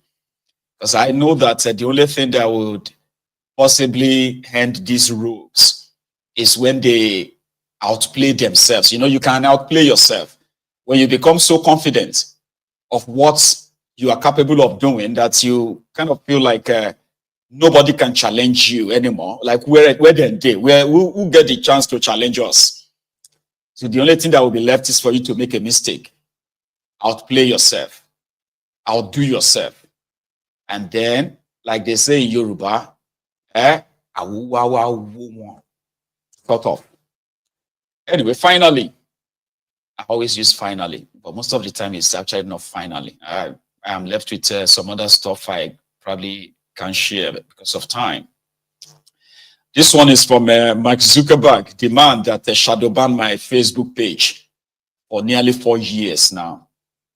You see, before now, before I decided to start using my YouTube, right? The Ronukus in Nigeria. Okay, sorry. Then they were like the cyberbarians. Okay. You know, the Buharidians, the Buharidients. They are always reporting my page on Facebook. And I always get suspended by this Zuckerberg, the weary Mark Zuckerberg. Any small thing, I will go to bed and I'll wake up in the morning. Boom, you are suspended for 2 weeks. What did I do? Well, because I called Bukwari. There was a time that Zuckerberg actually shut down my page on Facebook. And guess why? It was because I uploaded the image of the late Alaafin of Oyo, that's Oba Lamidi Adeyemi. So it was during the COVID, all right? So the KBC was washing his hands. You know, when they say wash your hands and all of that stuff that time. So wash your hand. And they did a poster showing him washing his hands to encourage people to wash their hands. Then I put up the picture to say, oh, and I didn't say anything. I just put up the picture. Then somebody just reported it, or a lot of them reported it, that it was against their religion. Then stop following my page if this is against your religion. Baba, Zuckerberg just shut down my page. I had to open another one. And again, I mean, they always like go on and call themselves to mass report my pages. They shut down about 3 pages before this last one. And this last one, I got suspended so many times that I had to go to YouTube, which ended up being a blessing in disguise. Because if not, a lot of you won't see me on YouTube. You know, it was always MaiyegunsDiary Politico Facebook. I used to have like a 5,000, 7,000 people watching me live on Facebook. Then they kept reporting me. Today, you barely see 100 people or 200 people watching Maiyegun. I have been at over 500, in fact, I was around 600,000 followers on Facebook. Then at a point, Zuckerberg started removing all my followers and reduced it down to what you have today, 540-something thousand. And guess what? Out of the 540-something thousand followers I have on Facebook, less than 1% of them actually get to see what I post. It's called shadow banning. And they did all of this because, and I think they did this to me when he visited Nigeria as well. He visited at, Bokwari in Aso Rock then. And there are some of us that, some of these Facebook pages that really got shadow banned. That if you post anything, people will barely see them. There are like many of us like that. So then people said, Maiyegun, just go to YouTube. I was like, I don't think so. They, go to YouTube, my friend. You will go. And okay, I said, okay, I'll go to YouTube. That's how I became a YouTuber. Usually I'm just like on Facebook, ranting and doing all my shit there, right? And I was really very popular on Facebook then. For 4 years of stunted growth, Donald Trump is going to be the president of America in the next 2 weeks. And one of the challenges or one of the accusations against Mark Zuckerberg is the controlled speech. It's not just for Americans, it's for everyone all over the world. World governments, different governments all over the world. They have collaborated with Facebook to shut any critic, shut you down. So now this guy came out and said, well, we are changing that now. You will just see one Lori Brook who says fact checking me. For example, I may just say, let me say I put up a post now. For example, right? Let's say I put up a picture, right? I'll use an example like this. Let me put up a picture. This picture of kakistocracy. Somebody may just come and say, he's fact-checking me. This is not the definition of kakistocracy. The definition of kakistocracy is, therefore, this one that I have put up is the wrong one. And therefore, is fact-checking me. And the fact-check says, this picture is not true. The next thing, you are suspended for 30 days. For picture. This was my life with the Zuckerberg. And it's still pretty much there. So when it came out today to say they are no longer using any fact checker, third-party fact checker, about APC, Ebekebe set up their own platform and they called it to be fact-checking people. If you put anything up, even if you put up a joke, they will come and fact-check it so that they can suspend you or shut you down. So this mofo is now saying that is going to be different now. Not that I want to believe him, I just want it to be on record. Hey everyone. I want to talk about something important today, because it's time to get back to our roots around free expression on Facebook and Instagram. I started building social media to give people a voice. I gave a speech at Georgetown 5 years ago about the importance of protecting free expression, and I still believe this today. But a lot has happened over the last several years. There's been widespread debate about potential harms from online content. Governments and legacy media have pushed to censor more and more. A lot of this is clearly political. But there's also a lot of legitimately bad stuff out there. Drugs, terrorism, child exploitation. These are things that we take very seriously, and I want to make sure that we handle responsibly. So we built a lot of complex systems to moderate content. But the problem with complex systems is they make mistakes. Even if they accidentally censor just 1% of posts, that's millions of people. And we've reached a point where it's just too many mistakes and too much censorship. The recent elections also feel like a cultural tipping point towards once again prioritizing speech.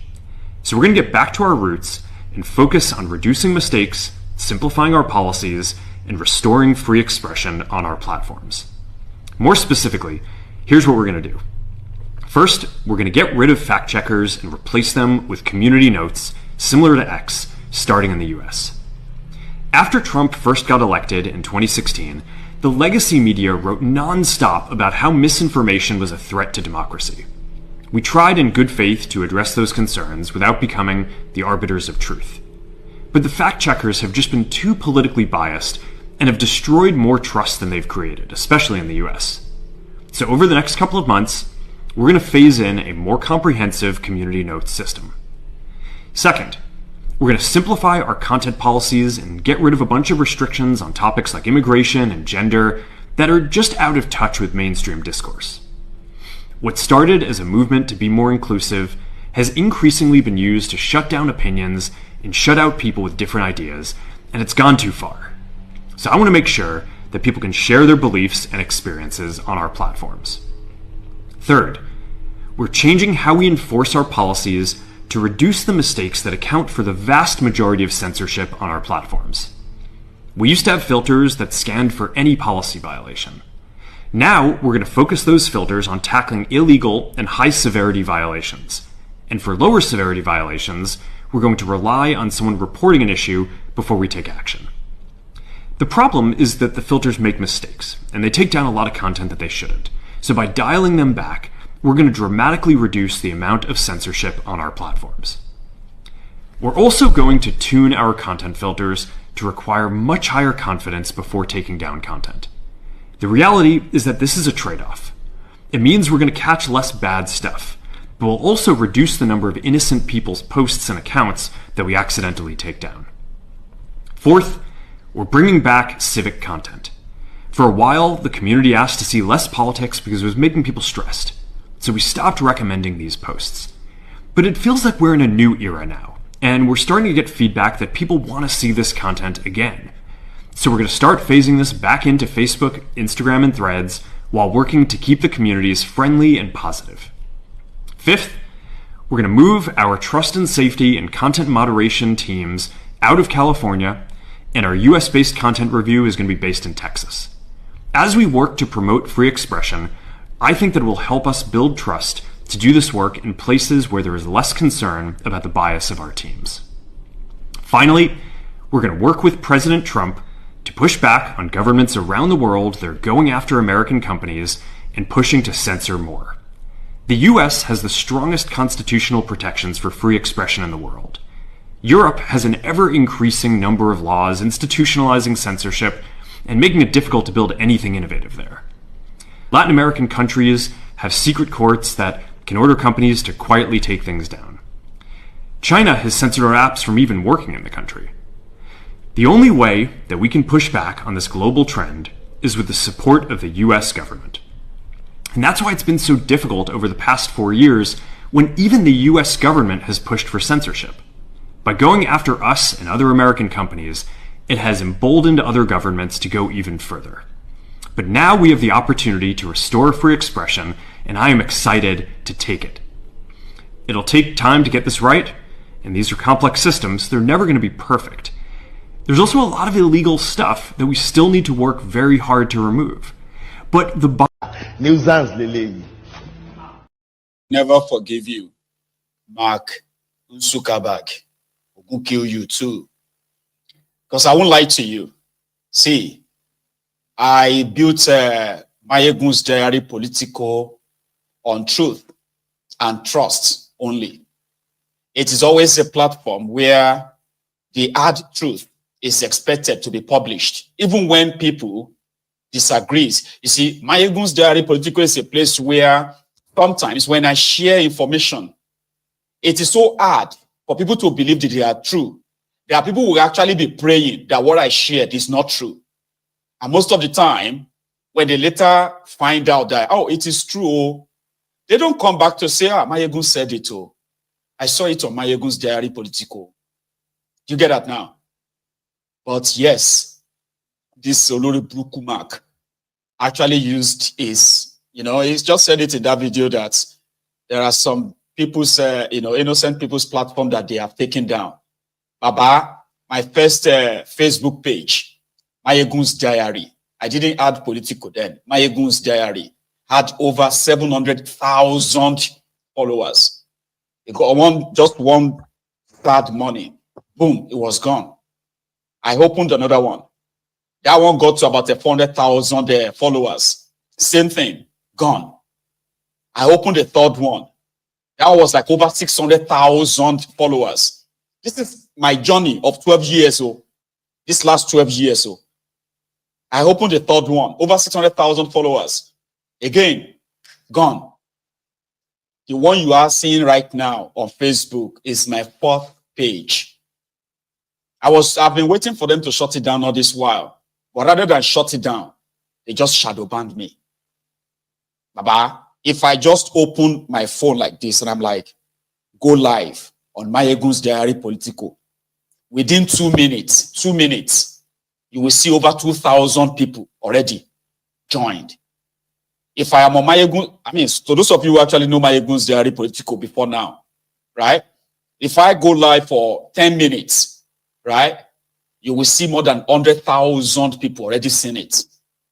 I got shadow banned for 4 years now, nearly 4 years, just for exposing the atrocities of APC. They've tried it with my YouTube, but somehow that one seems like a bit difficult for them to shut down. So I will never forgive him. Yeah, it's going to take time before these changes he's talking about will take effect, right?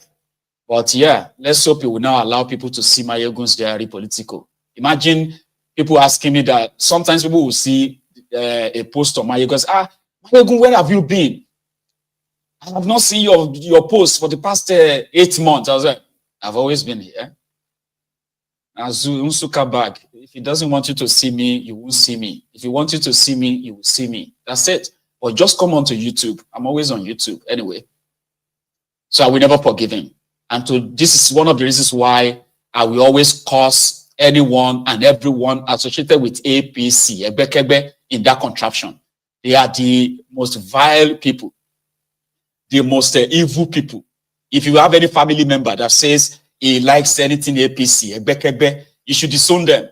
They are the most evil people who would rather want their evil remain covered, not exposed. So I have been with them. We have been after one another at least for more than 10 years now. From the world go, from the Genesis, to the revolution. That's why we never, for any reason, like them. Even if he tells you that I'm a nice person, Abulori Buku, a nice person, kill you. You are supporting APC, and you are a good person. Ogu kill you. Good person. Not people from where to where. They are never good people. They are evil. Right? Anyway, so thank you so much, everyone. I have overshoot our time again, but I think we should take calls, okay? Even if it's going to be like 2, 3, 4 calls, we can still have a chat before we go to bed, all right? If you have to go, remember, like the broadcast, okay? Like it, share it, and even subscribe onto my channel if you haven't already, okay? I am going to be back. I'm going to be back in a minute or two. Let me stretch my legs.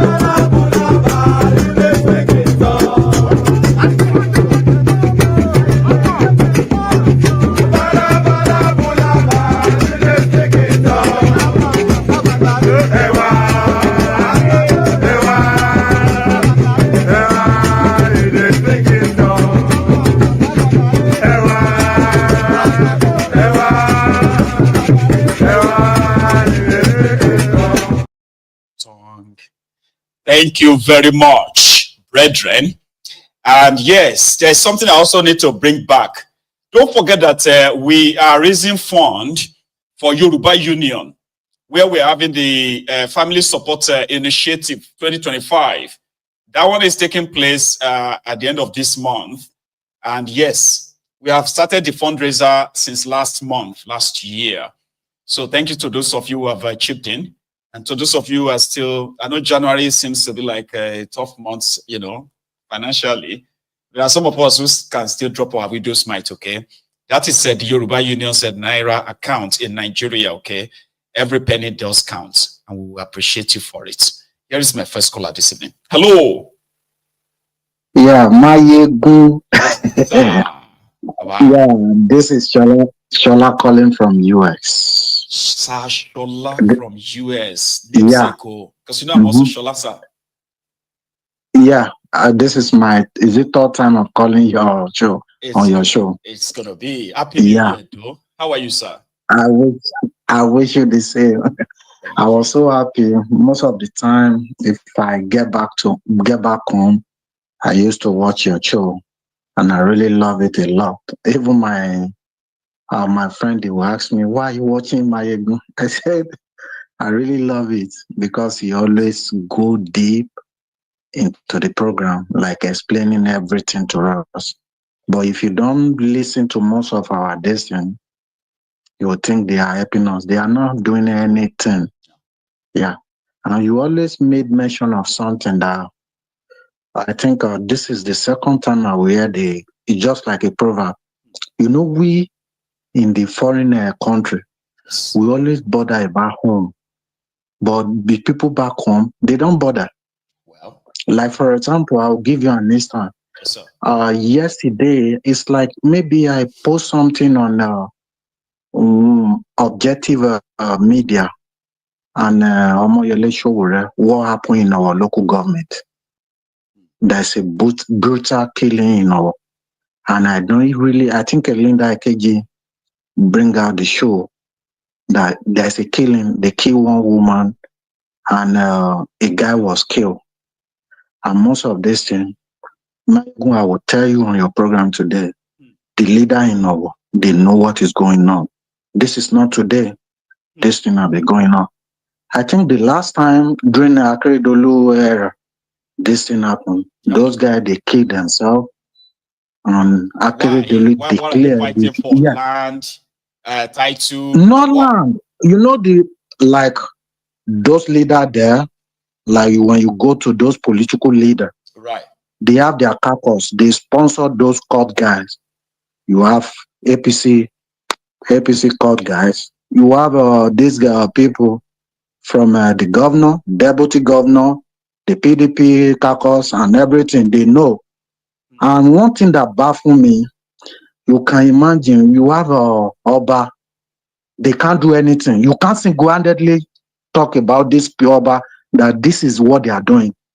The late Oba, which was there, we can count a lot of beautiful things the man placed on the ground. Right. But I put it to anybody that is from our indigenous to point out what this Oba there, that they can really say this is what they are doing. They are doing nothing. Nothing. They are just there every time. These guys now, I think last year they kill each other. So is about it like 2 to 4 people. War where not loyal to number PDP, one, to APC? Number one, they will first of all bring it out as a court war. Right. This court war will first of all go. Later, it will come to political stuff. Right. Yeah, where we have, maybe you are from this court, belong to APC. Yep. This one belong to the deputy governor, this thing. And most of these people, you look at those guys, I always ask myself, how much are they paying them? Exactly. 500, 1 million? It's up to nothing. And I was even asking my friend yesterday that these people, I don't know, when you count during Akeredolu, his first son, maybe we are of the same age mate or something like that. You are there, you can't even have money to maybe do shopping, buy a good clothes for yourself. And these people, these people will call you, come and support me. They'll give you 500. Let me say, with this present Tinubu era, what can you use 500,000 to buy? Almost nothing. Is a plot of land? You can't use it to buy it. You can't use it to buy it. To buy a car, you can't use it to do anything. No, you can't. And yesterday, what happened? I will tell you categorically. Please. The Obas, the APC, they know what is going on. I think the local government, this thing is coming maybe next month. That's why they are killing. Election. That's why they are killing each other. And I was even asking, I think the former Oba, which is Ojomoluda, which is from the other side, is a retired lawyer, a judge. Right. I think I remember during Palace and the other people when they are fighting, and he make a declaration that if there's anyone that trespass from the other side down to his own side to fight, he should just forget about it. He will go to jail. He will send him to jail. But now these people, let's put it to let's put it to the IG and everything. Ask the political leader. Ask the Oba, what are they really doing? You know what one police told my friend yesterday? He said, if they arrest these people, the kinsmen, they will come back, they will tell you, this is my son. Please, he doesn't know anything about it. Can you release them? These are the people, they obey them from the court, from the station, and they will come back to the society again. After 2 or 3 months, they will regroup again, they will still kill each other. Wow. And now, even they bomb some house. They bomb some house. They do a lot of things. And most of this, they have a proverb in our days, and they will tell you, no, I can't go to a war. I can't go there and build a house. And those people will be there. Ask those people inside there, what are they really doing to curb this kind of stuff? Nothing. I was about this evening, I said, I will call you to put it down to your program. I've never seen, even TVC, the other television station arise. None of them put this thing, invite Olowo for, invite the KBC, the other one, invite deputy governor, invite most of these able people, most of these prominent people, invite them and ask them questions. What are they really doing? They can only do, maybe they'll come to the TV station and speak some grammar. At the end of it, give them 2 more, give them 3 more. These guys, they'll come back to that community and start again. Thank you, Maiyegun. This is what I have to say. Thank you so much for sharing. I just received a video of the similar event taking place as we speak. It's a shame, honestly. Maybe I can put it out there for us, okay? But this is bloody, right? Well, they call them thugs, okay?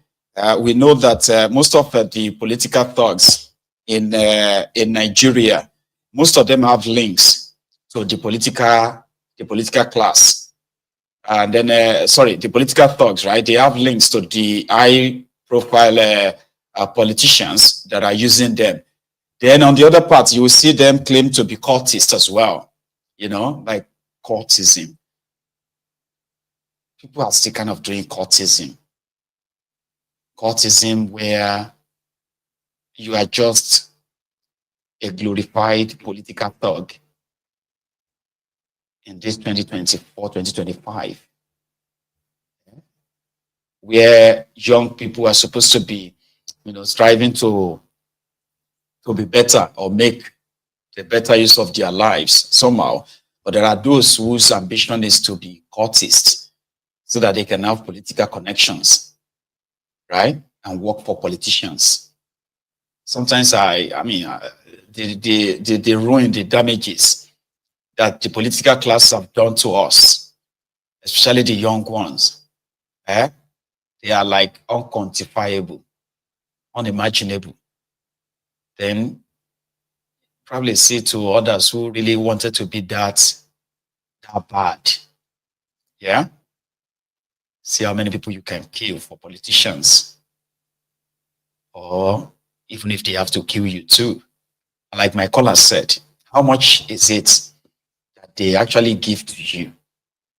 If you're a politician, if you are a cultist that is willing and ready to harm people for politicians, like how much money do they really give to you? How much money do you think is worth your life? Because I don't even understand this cultism of a thing.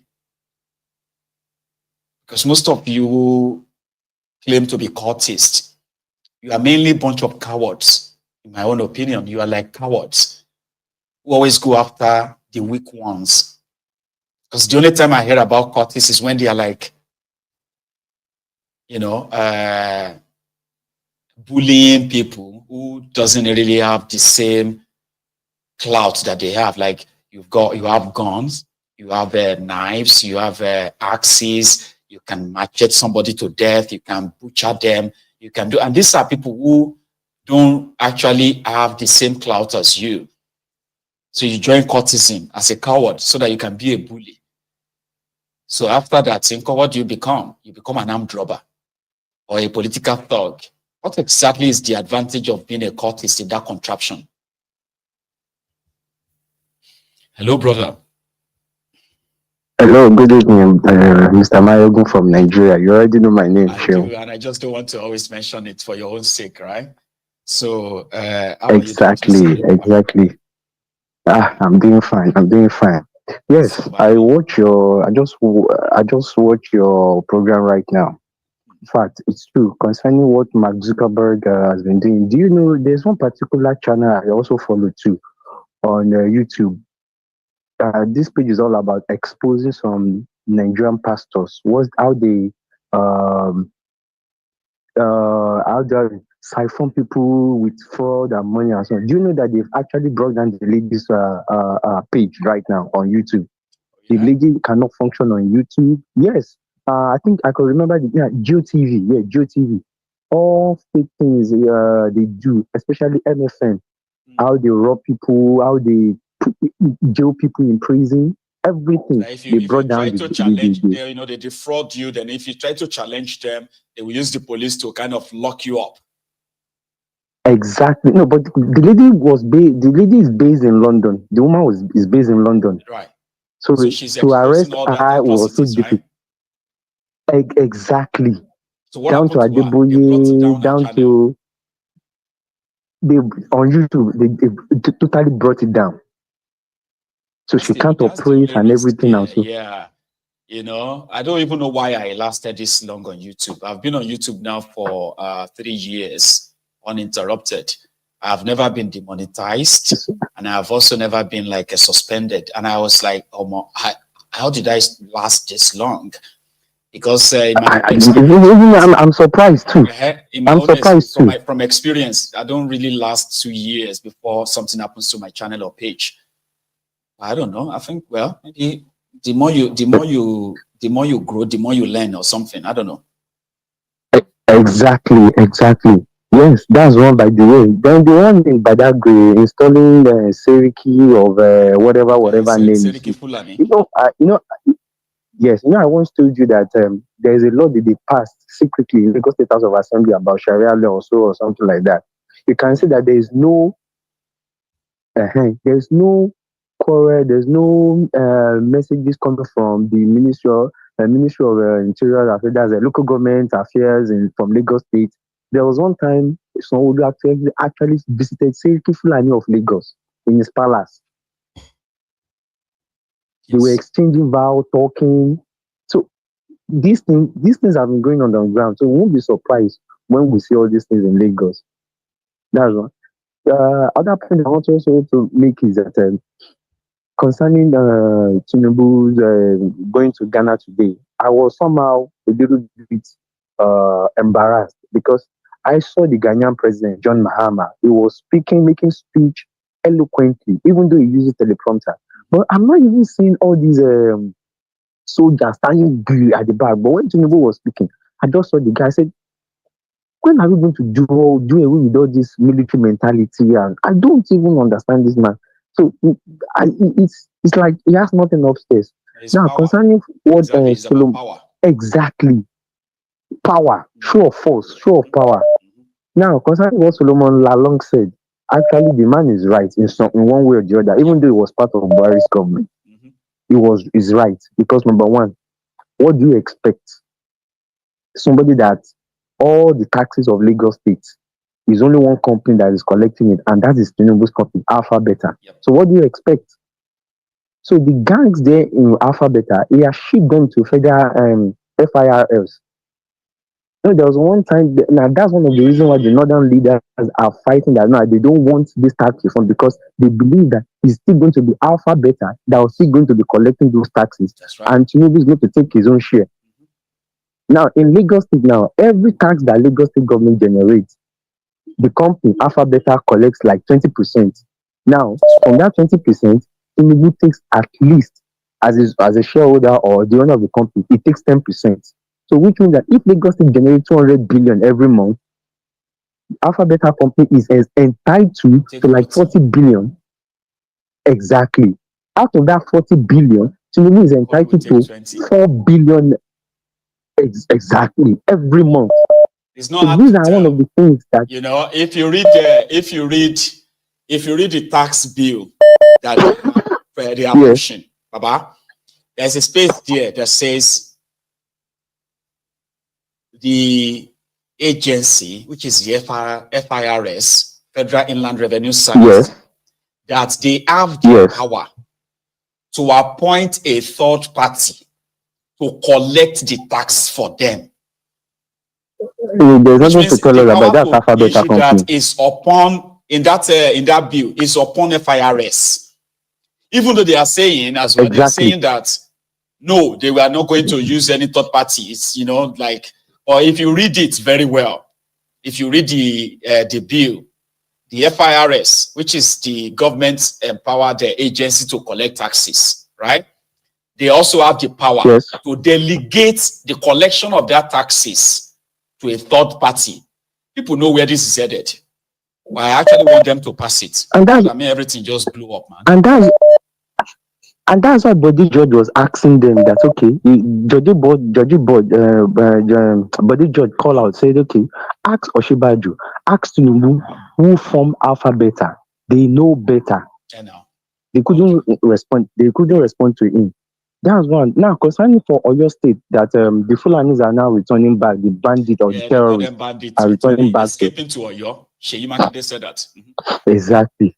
Look, on the normal ground, if we really want to do it, as a state in the US, do you know that America has two types of military? We have the federal military and the state military, which they call the National Guard. Yes, each state has its own National Guard. The National Guard is more or less like a reserve for the US military. In case that maybe there's an emergency and the main military is already overstressed, they can call on the National Guard, federalize it, and to do the job. If we have that kind of system here in Nigeria, as a National Guard, like for example now, Oyo State National Guard or Oyo State National Army Guard, they can go into all those forests and dismantle everything because they are under the control of the... What about Amotekun? If Amotekun is well armed with the modern equipment and training, they can sweep this whole forest of these terrorists.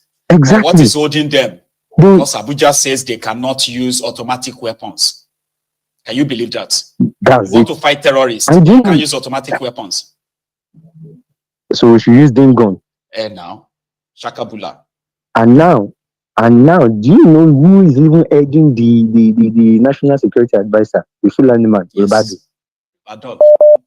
So what do you expect? Well, there you have your answer. You can't expect it. Baba, let me take another one. Yeah.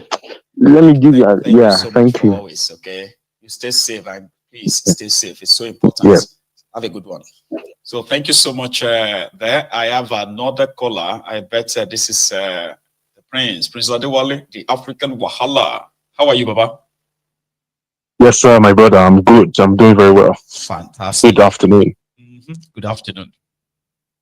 Yeah, I remember when this guy, Bashir Magashi, told us to defend ourselves against Fulani terrorists with catapults. By the way, I want you to say that too. Yeah. Yeah, the Minister of Defense of a failed country. Yes, he told us to defend ourselves from terrorists with machine guns, with catapults. Meanwhile, his boss... away from terrorists. Yeah, he said we are not cowards. Don't be cowards. Go and fight against them with catapults. Meanwhile, his boss in Asshole Rock was shocked whenever people were killed or kidnapped because he was, what was that word that Lalong used? He was an outsider in his government. Yes. So the people that died, no justice for them. Their lives don't matter. The people whose businesses were destroyed, the people that died, most importantly, the people that are left maimed with permanent disabilities, nothing for them. So Nigeria would always show us that it's not a real country. It's a contraption and it's never ever going to work. Personally, that's what I believe. Yes. Now, the reason I called in was because I was looking at the Mahama speech in Ghana, and they said something profound. They said, while inviting Ibrahim Traore on stage, they mentioned, the meaning of Burkina Faso is the upright people, upstanding people, something like that. The people with integrity. Integrity people. Yes, exactly. That alone is another reason why these shameless animals like Tinubu, Bola Ahmed Tinubu, these shameless idiots, all those animals that go claim that they are representatives of Nigeria, they travel around the world pretending like they are actually representing a country. They wear the badge of, I'm a Nigerian official, so recognize me because we have a real country. These idiots, these animals that are ministers and governors and the president, Tinubu, they should be ashamed of themselves, because if Burkina Faso could have changed its name from the slave name Upper Volta to Burkina Faso, something that has a meaning in their language. And Ghana did the same thing, changed its name from the Gold Coast to Ghana, which has a meaning in their language. But these shameless idiots, and this is also an opportunity for people to maybe do some research into their history, because there is no way you should be proud of an entity, an entity that was given a slave name, Niger area, by a couple who, I heard Flora Shaw was using Frederick Lugard to do Yanga for the longest time. They ended up getting married in their mid-40s or towards their 50s. They had no children. If such a couple could have come together and give this useless contraption a name, Nigeria, that has no meaning to anybody anywhere in the world, and people are proud to bear that useless name, I just don't get it. Personally, I don't get it. So it's what, Nigeria disappointed us so much. To them, they don't know that a name can't just be a name has to have something that what do you call it, traditionally or religiously connected to you. It has to be something that spiritually you have to have some connection to that.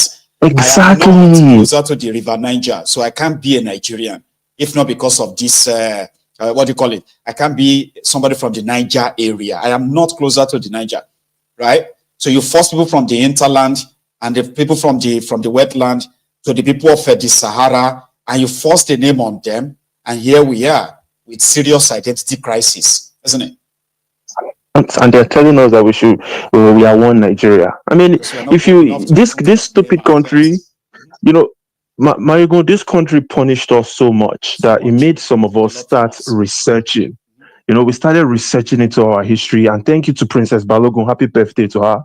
She shared a very important book in the comment section about one of those European British women that was in the contraption. Back then there was no contraption. It was the Yoruba country in the late 1800s, before the Berlin Conference. That's right. Okay, so in that book, she was describing how the people basically had a country. So we had a country.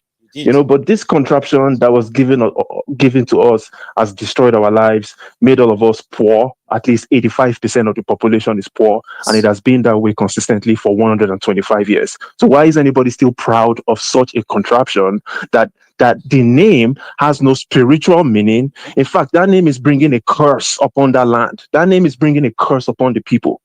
So we are very, very upset. People just want to be like positive. Let's be positive. You can't be positive in the face of negativity that is pretty much like ingrained in us. We carry this negativity around, and then you want to be positive about that. That's living in denial. People need to understand that saying these things doesn't mean that we are the hater. No, it may be inconvenient. They're like inconvenient truth, all right? But why are you afraid of dropping something that has been so negative towards us all our lives? Why are the people afraid? I have the answer. Maiyegun, I have the answer. It's because people have been indoctrinated throughout their lives, and it's very hard to break that indoctrination. It's the same way you find people, they understand that their pastors are pastorpreneurs that are stealing their money, but they just can't break that chain because they've been mentally and spiritually sacrificed to that entity. The same way many people have been mentally, spiritually sacrificed to this fake, useless contraption. Maiyegun, thank you for letting me rant, my brother. Thank you so much. Thank you so much all the time too. You should have a good one, okay? Indeed, it may sound, especially if you are just watching MaiyegunsDiary Politico. I have people who have tried to say we should be positive. There are convenient truths. There are inconvenient truths. Convenient truth is a lie. It's just a fancy word to make it look like it's all right. But sometimes maybe when we keep repeating or reminding ourselves what is really wrong, and we stop living in denial, okay? The denial of what we do know, or we don't want to believe it's our reality. So inconvenient truth is the truth. The one that you are never going to be happy to hear, or you are also going to be happy at the end of it all that you know Nigeria is where we all come from. And this is the identity that we are carrying about. But it is not our identity. No matter how much we want to make it look normal, because this is our reality, right? It is still not normal. There's something better. And that is the real person, the real people that we are. And that is the one they are telling us that it should be secondary. For example, somebody will say, my Yorubaness is more important than my Nigerianness. Isn't that like a mental health problem? Because in reality, right, in reality, majority of us would defend our different ethnic nationalities than we would defend Nigeria. In truth, if somebody says something about the Yorubas right now, some of us will take offense.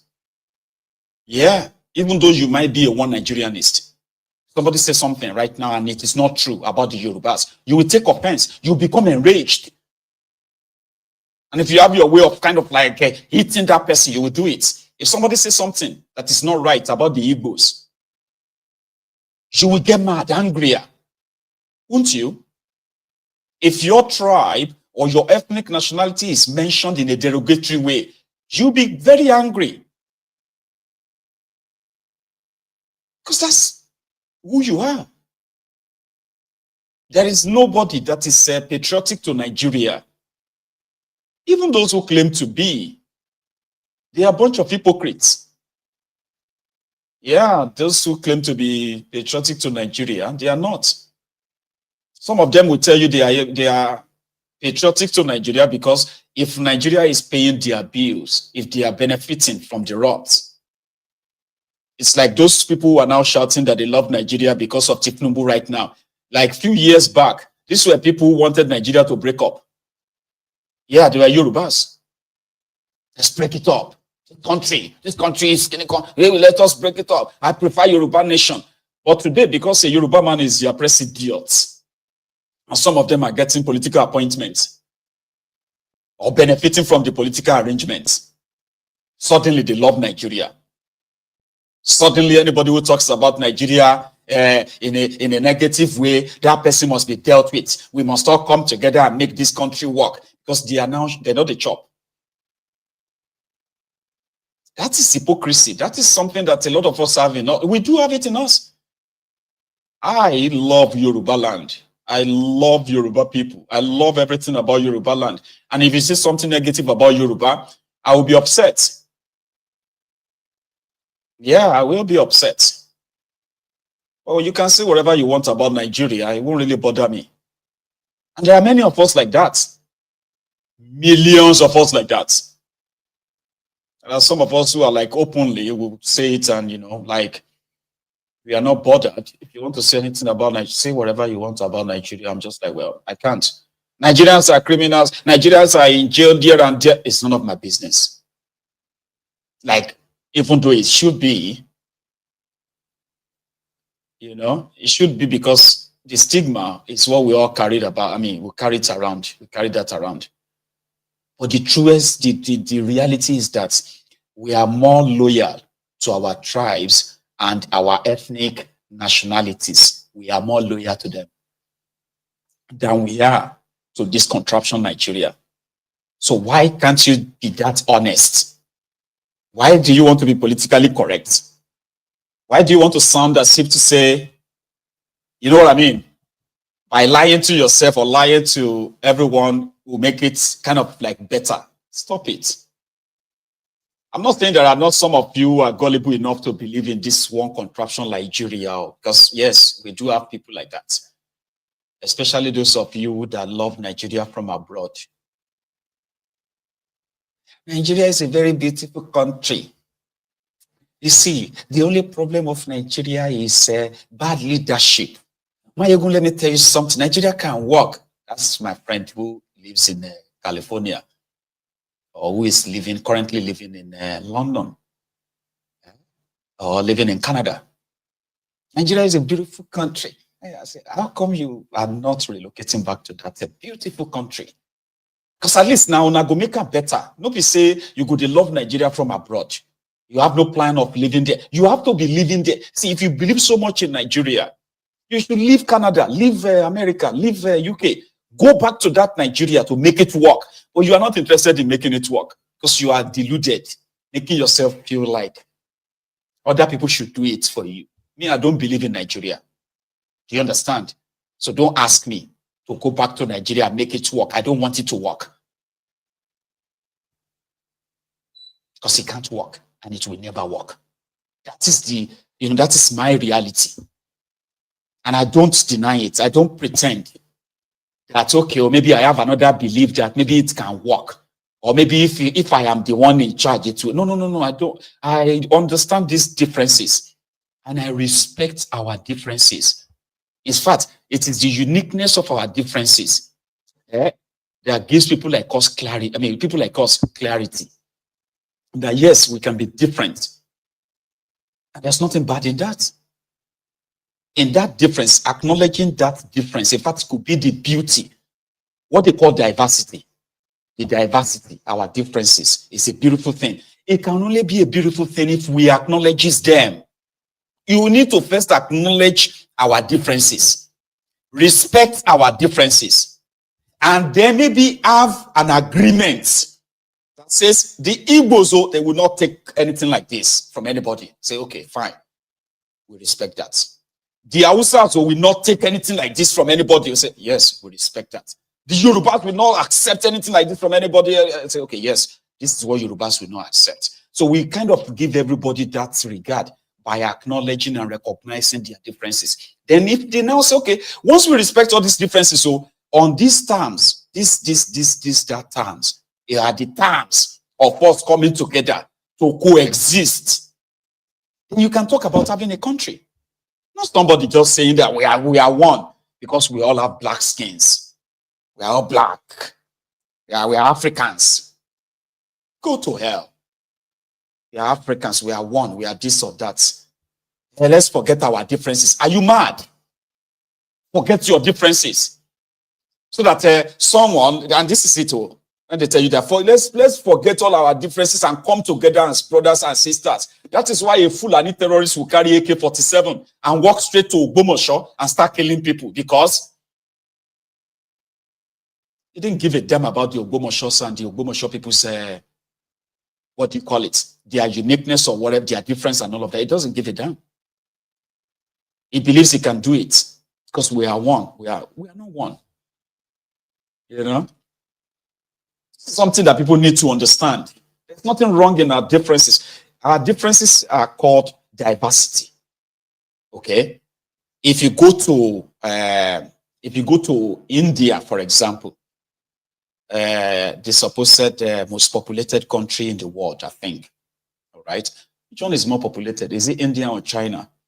I think China is 1.4.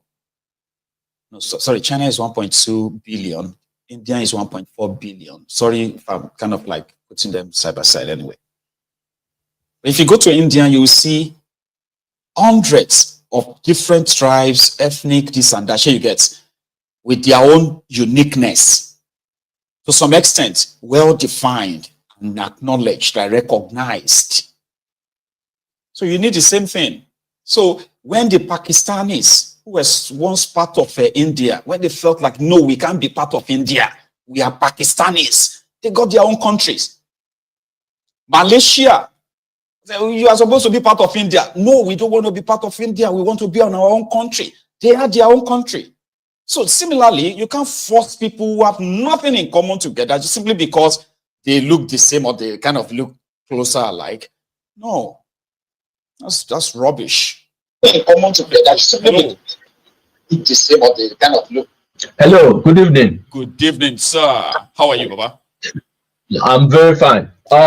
I just want to add my own observation in what you said now about India. Please, sir, go on. People know that in India, even though they use English at some of their universities, they still use different languages they have from primary to secondary school.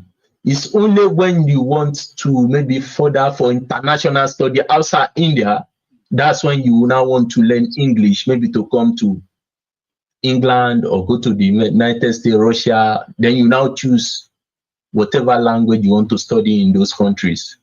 So in context, let's say, since we are in Nigeria, somebody from Southwest can decide, I'm not leaving Nigeria, I only want to study in Nigeria, then the language I used to study will be Yoruba. Yes. Another person will decide that, oh, so they have universities where you can study even medicine in their native language. Study medicine, science in Yoruba. In Yoruba. Igbo, or in Hausa. Why can't you are a Hausa person this? And it's not as if these languages are not developed. They are developed. Yeah. If you can have Bible in all languages. In all languages. So why can't we have our study, our schools? And we believe that God is the source of knowledge. And maybe the supreme knowledge is religious knowledge. In that, okay, for people who believe in religion, and maybe science is a sub knowledge for religion, you cannot now study what God has endowed you in your own natural language. Automatically, you'll be subservient to the language you are studying in. That's right. Because you can never understand language to actually die. And they succeeded. They succeeded to some extent. The same thing happens in Russia. Do people know that even in Russia, they have their own, it's Russian that was it called, combines them. I think in Dagestan, the Arabic is even an official language there, and they use Sharia in the Dagestani Republic in Russia. So there's something about black mentality. I don't want to ascribe it to black, but unfortunately, if you look at the world in terms of ethnicity, there's something very, very about black mentality. Where is this our colonial mindset that's still affecting us? Honestly. And still boils down to our leadership. If our leadership today says, look, this country, we are different, we have different ethnicity, but we can make it work, let everybody studying their language. Even it is affecting the transfer of knowledge from generation to generation.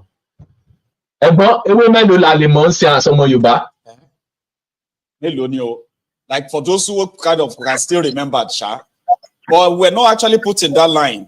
Look at them in China. I said something. I said, if to say that China colonized Nigeria, you and I today, now Mandarin will go to speak. Yes, now. So there's nothing to say because we are colonized by English. English is our official language. What the heck, man? English also colonized India now. And English is not the official language in India as we speak. So our uniqueness, which they call our I mean, they say tongues and whatever may differ, like Tinubu's new anthem, right? But that tongue and whatever that you're saying is differ, I mean, may differ, is actually our strength. So if we are forced to be part of a contraption that says my language is vernacular, don't speak in vernacular, my own Yoruba is vernacular. Yeah? That means it's a secondary language. It is not acceptable. Speak in English. This was how we were raised. You don't speak your language, you're speaking in vernacular. I had to pay penalty for speaking Yoruba. If you go on and say things in Yoruba, you pay penalty for that. You'll be beaten by your class teacher. Germany has the highest, one of the best economy. Germany has one of the best economy in Europe. Their core science subjects are taught in German. Yes. There are courses in Germany that they are very top-notch courses that you cannot get in other universities. And even if you get it, maybe you are a top student for another country. If you don't understand German, they will never ever admit you to those courses. Abi, how you want to cope? When you're all, So all the course materials, your lecturer, everybody is speaking German. So how do you want to cope if you're not speaking German yourself? People don't understand the power in languages, Baba. Unfortunately, we are being led by rogues who will listen to this and they are completely lost. They don't even know what to do to it. They just feel like, well, that's us. That's how we're going to be forever. But you know, the advantage of breaking up is that if this contraption breaks up, you can start afresh. Yes, yes. Begin to build institutions around your language, your culture, your tradition, everything that is yours. If you want to build your defense, you build it around your language, your culture, the system that is yours. Totally. But this one, it be like a dry fish. If you try to want to change it, you go break up. So we know exactly. You said something now. You said something now about defense. Yeah. Imagine that the software that are being used to program Nigerian military system either in Igbo language or Igbo Hausa or Yoruba or any other languages for that matter. And these things are people don't even understand the power in that. This is too much for them. You see, some people who are listening to us right now will just be like, that's too much. People just try to live together. You can't live together with people you don't have anything in common with, no matter how long you pretend. We have been pretending all these years. Look at where that has led us. Yeah? So you now have a situation where we are just like a perturbation, you know, where perturbation of some you don't know the difference between a cow, a buffalo, a stag, you know, an antelope. Everybody's just clashing heads together. And hoping that it will work. And it will work.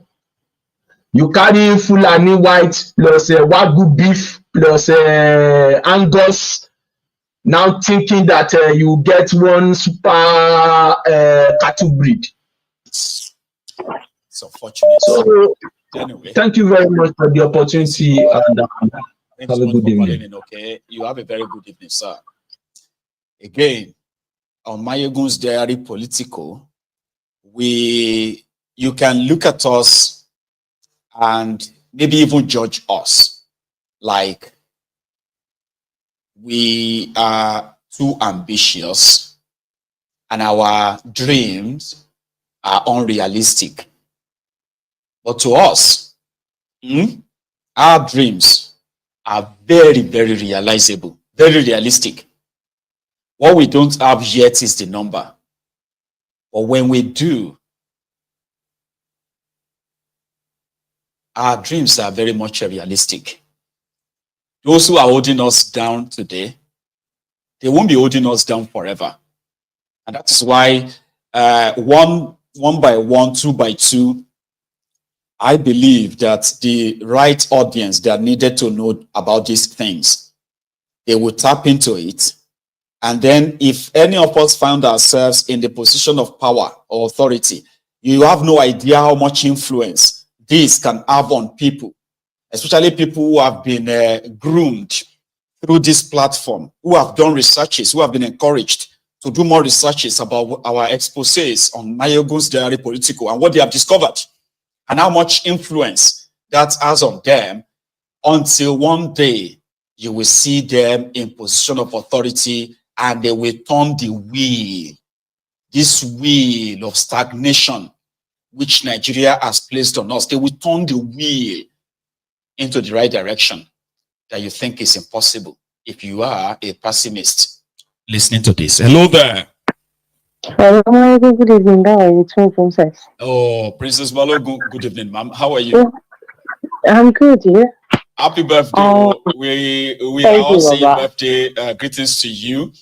I have CEO.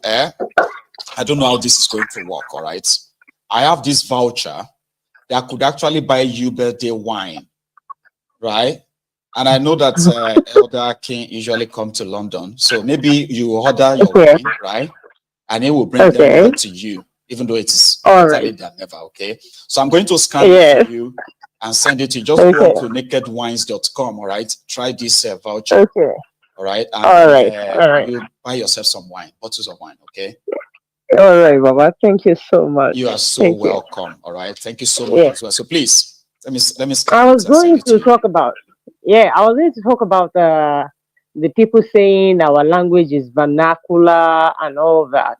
See, I have said it several years, Maiyegun. The people we are dealing with, these white supremacists and white lives matters and all that shenanigans. Do you know the amount, the percentage of these people in the whole world? They are about 7%. Whatever it is they are fighting for, whatever weapon they are building, whatever languages they try to change, whatever name they try to give Africans, taking our name from Akibolan to Africa. Do you know what it means? Changing people's name, calling Ghana, Ghana. Somebody said Cameroon is shrimps in German. Wow. They just came up with these names and gave it out to people, calling their languages vernacular. Zimbabwe after one mad colonial thug called Rhodesia.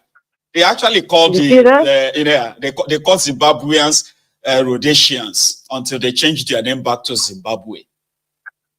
So you can imagine people calling Hitler. Calling Hitler one of the greatest enemies of whatever, because he killed Europeans, because Europeans were involved. The other guy from Belgium that was amputating people's hands and legs in Africa killed millions. Yeah, now King Leopold. He has never been placed on the spotlight.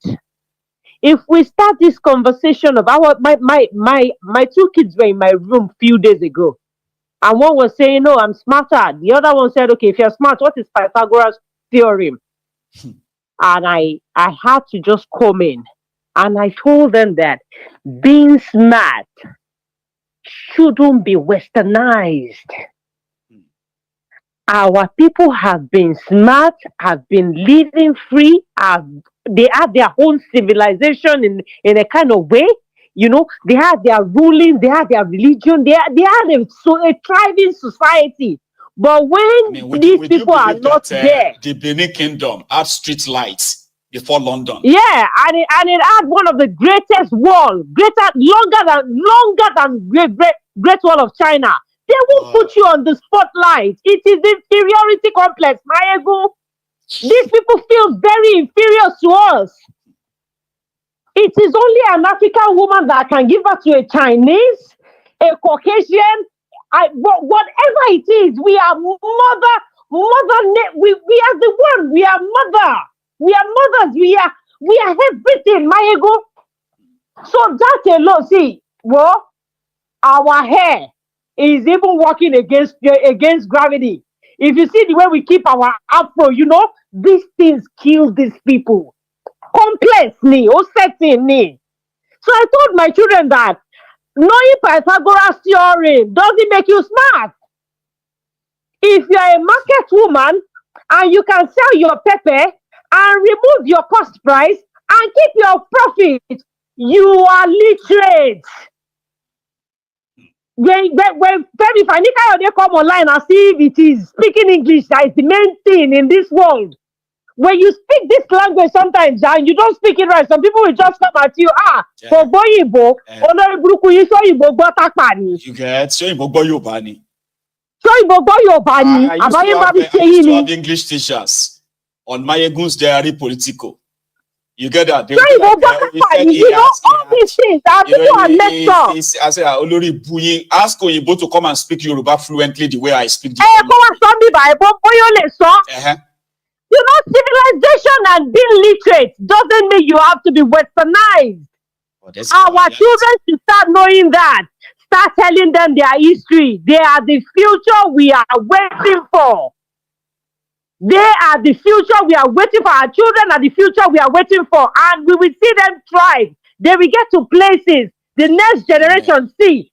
This Gen Z, I am very sure that majority of Gen Z will not do 9 to 5. They are changing the status quo. So imagine what the Gen Alphans will do. Well, let's just do the needful and set the pace for them. Exactly. That's all I have to say. Thank you. Thank you. All right. So, thank you so much. You have a wonderful evening over there. Okay. Thank you so much. Here, I think our time is now kind of like, exhausted now. So we have had a long round night as well as an informative night.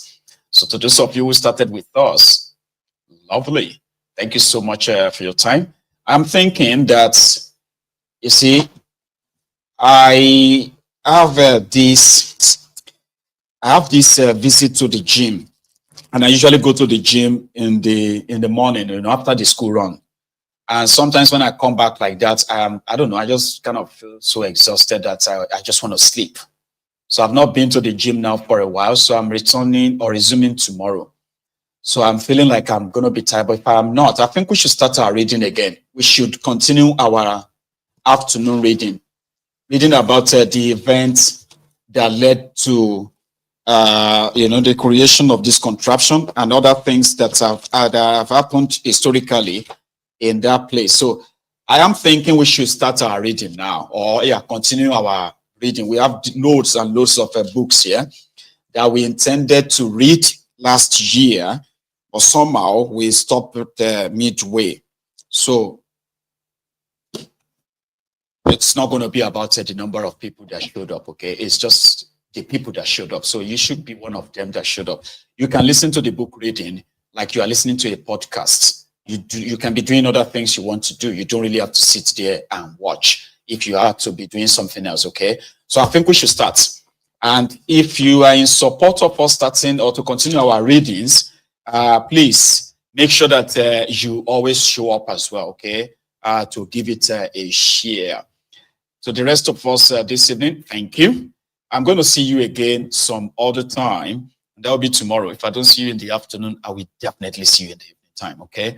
So please share this, like it, all right? Subscribe to the channel as well. And please don't forget again to also help us chip in your own widow's mite into the Yoruba Union contribution and donations, okay? Fundraiser. We'll be always grateful to you. So everyone else, good night. Enjoy the rest of your evening.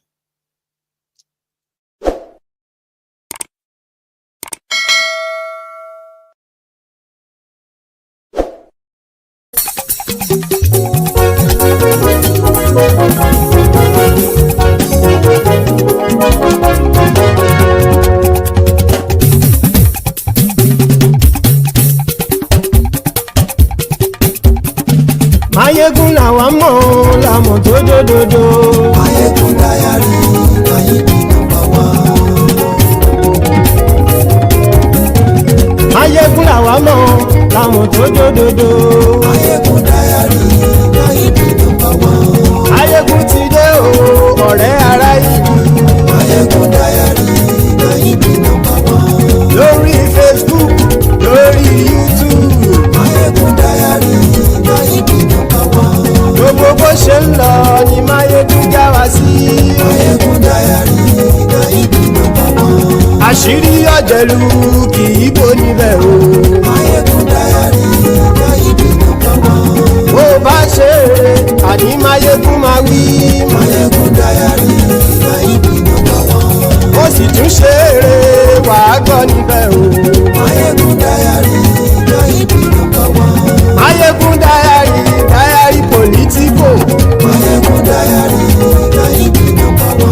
Godfatherism kò sí lọ́rọ̀ Maiyegun. Maiyegun Diary, Maiyegun #1. Ẹ farabalẹ̀ sẹ́ o kẹgọ́rọ̀ lẹ́nu o. Maiyegun Diary, Maiyegun #1. Àní Maiyegun làwa mọ̀ tó dòdòdò. Maiyegun Diary, Maiyegun #1.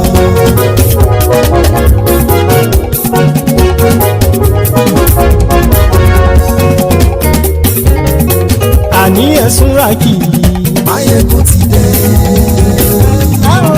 Maiyegun ti dé. Ọ̀jẹ̀lú ẹ̀sùn rákì. Maiyegun ti dé.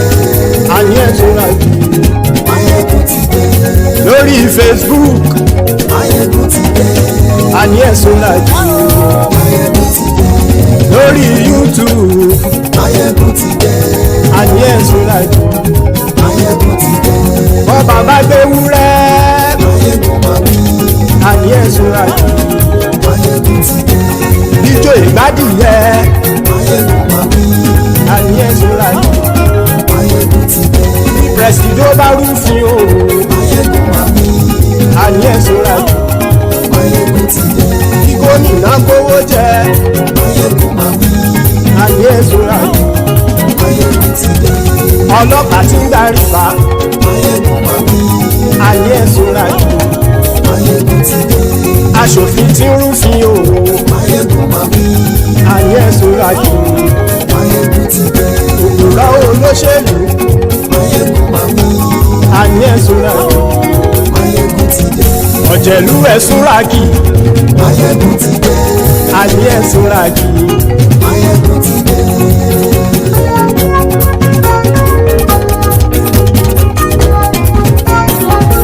Maiyegun ti dé. Gbogbo ọ̀jẹ̀lú ẹ̀sùn ràgì. Maiyegun ti dé. Gbogbo ọ̀jẹ̀lú ẹ̀sùn ràgì. Ṣùgbọ́n ní bá ti ṣe èyí tó yẹ kí wọ́n ṣe, ọmọ bá dèrò ní fi wọ́n níran o. Maiyegun ti dé. Gbogbo ọ̀jẹ̀lú ẹ̀sùn ràgì. Maiyegun ti dé. Gbogbo ọ̀jẹ̀lú ẹ̀sùn ràgì. Ṣùgbọ́n ní bá ti ṣe èyí tó yẹ kí wọ́n ṣe, ọmọ bá dèrò ní fi wọ́n níran. Wọ́n fowó bẹ́ẹ̀ o, Maiyegun ó sọ pé wọ́n ò bẹ́ẹ̀. Wọ́n fowó bẹ́ẹ̀, Maiyegun ó sọ pé wọ́n ò bẹ́ẹ̀. Oníkan ṣáàtì ṣe èyí tó yẹ kí wọ́n ṣe, fáwọn ará ìlú tó gbé wọn débẹ̀ o. Maiyegun ti dé. Gbogbo ọ̀jẹ̀lú ẹ̀sùn ràgì. Maiyegun ti dé. Gbogbo ọ̀jẹ̀lú ẹ̀sùn ràgì. Ṣùgbọ́n ní má ti ṣe yìí tó yẹ kí wọ́n ṣe, ọmọ bá dẹ́rọ̀ òní fi wọ́n níran.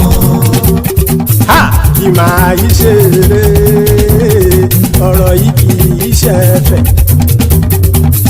Kì máa yí ṣeré, ọ̀rọ̀ yìí kì í ṣẹ̀fẹ̀. Ẹni bá ti lè lẹ́bọ̀ lẹ́rù o, ọmọ bá dèrò kàṣà ìtú wọn síta. Maiyegun ti dé. Gbogbo ọ̀jẹ̀lú ẹ̀sùn ràgì. Maiyegun ti dé. Gbogbo ọ̀jẹ̀lú ẹ̀sùn ràgì. Ṣùgbọ́n ní bá ti ṣe yìí tó yẹ kí wọ́n ṣe, ọmọ bá dẹ́rọ̀ òní fi wọ́n níran. Tẹnitẹni ọmọ Maiyegun ọ̀rẹ́ ara ìlú mọ̀mọ́ ni mo fọlọ́hún ṣọ́ ẹ̀ báàgì lẹ́bù. Lóòótọ́ olódodo ìlú ọ̀tá ìlú mọ̀mọ́ ni ìwọ ṣá máa ń ṣọ́ra kò sì mọ́ bẹ̀rù. Bọ́tà ń lè rí bóníṣègùn lé káwọn mọ̀mọ́ fi ṣera wọn ni ó ti dẹrùn tí wọn ò gbọ́dọ̀ sì mọ́ bẹ̀. Èèpo ọ̀gọ̀ lọmọ bá dérò tàjẹ́ ò gbọ́dọ̀ jẹ́, ó ti jọba lórí àbínú ẹni kò sì mọ́ bùyà. Àìsíwọ̀lú ní ẹnìkẹ́ ìgbódì ẹyin lábàrá o, ó kó ẹni tó bá dán o àkàmù. Maiyegun ti dé. Gbogbo ọ̀jẹ̀lú ẹ̀sùn ràgì. Maiyegun ti dé. Gbogbo ọ̀jẹ̀lú ẹ̀sùn ràgì o. Ẹni bá ti ṣe èyí tó yẹ kí wọ́n ṣe, ọmọ bá dèrò òní fi wọ́n níran o. Maiyegun ti dé. Gbogbo ọ̀jẹ̀lú ẹ̀sùn ràgì. Maiyegun ti dé. Gbogbo ọ̀jẹ̀lú ẹ̀sùn ràgì. Ṣùgbọ́n ní bá ti ṣe yìí tó yẹ kí wọ́n ṣe, ọmọ bá dẹ́rọ̀ òní fi wọ́n níran.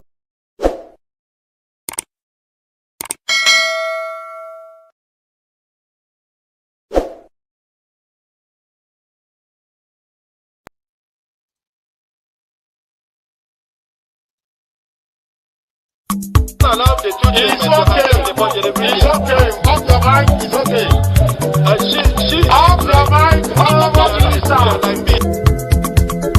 Chai! Now wow, people wey suppose talk truth to power don off mic, and if we talk, na na 500,000 they go sama us, call am hate speech.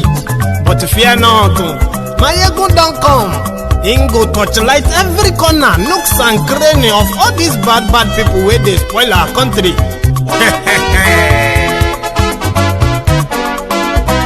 So my people make we laugh, oh yo yo. Maiyegun don come, oh yo yo. My people make we shout, oh yo yo. Maiyegun don come, oh yo yo. Maiyegun don come, man of the masses, oh yo yo. Maiyegun don come, oh yo yo. Maiyegun Diary Politico, oh yo yo. Maiyegun don come, oh yo yo. This one na dey off in mind, oh yo yo. Maiyegun don come, oh yo yo. And in dey touchlight every corner, oh yo yo. Maiyegun don come, oh yo yo. Okay, some people be dey holla say dem want the power. Chai, dem be promise us say we go get light and power. Dem hustle sote they can't get the power. But now they know they do anything with the power. Every day, dollar just they get the higher power over naira. Still them talk say make we off mind. But thank God say Maiyegun don come. So my people make you loud, oh yo yo. Maiyegun don come, oh yo yo. My people make we shout, oh yo yo. Maiyegun don come, oh yo yo. Maiyegun don come, man of the masses, oh yo yo. Maiyegun don come, oh yo yo. Maiyegun Diary Politico, oh yo yo. Maiyegun don come, oh yo yo. This one not dey off in mind, oh yo yo. Maiyegun don come, oh yo yo. Person where they do evil, no one make person talk. Them say that Maiyegun, that man too they talk. He too they talk. Say Maiyegun Diary, he dey hot like pepper. But every day, then they take money in bulk. Woman pikin, they the street they hawk. Still them talk say, make we no talk. But thank God say, Maiyegun don come. So my people make you loud, oh yo yo. Maiyegun don come, oh yo yo.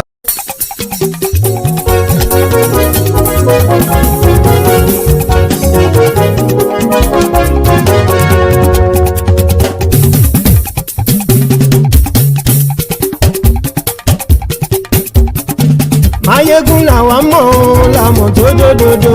Maiyegun Diary, Maiyegun number one. Maiyegun làwa mọ̀ làmọ̀ tó dòdòdò. Maiyegun Diary, Maiyegun number one. Maiyegun ti dé o, ọ̀rẹ́ ara yìí. Maiyegun Diary, Maiyegun number one. Lórí Facebook, lórí YouTube. Maiyegun Diary, Maiyegun number one. Gbogbo bó ṣe ń lọ ni Maiyegun já wa sí. Maiyegun Diary, Maiyegun number one. Àṣírí ọ̀jẹ̀lú kì í bò níbẹ̀ o. Maiyegun Diary, Maiyegun number one. Bó bá ṣe àní Maiyegun máa wí. Maiyegun Diary, Maiyegun number one. Ó sì tún ṣe eré wàá gbọ́ níbẹ̀ o. Maiyegun Diary, Maiyegun number one. Maiyegun Diary, Diary Politico. Maiyegun Diary, Maiyegun number one. Godfatherism kò sí lọ́rọ̀ Maiyegun. Maiyegun Diary, Maiyegun number one. Ẹ farabalẹ̀ sẹ́ o kẹgọ́rọ̀ lẹ́nu o. Maiyegun Diary, Maiyegun number one. Àní Maiyegun làwa mọ̀ tó dòdòdò. Maiyegun Diary, Maiyegun number one.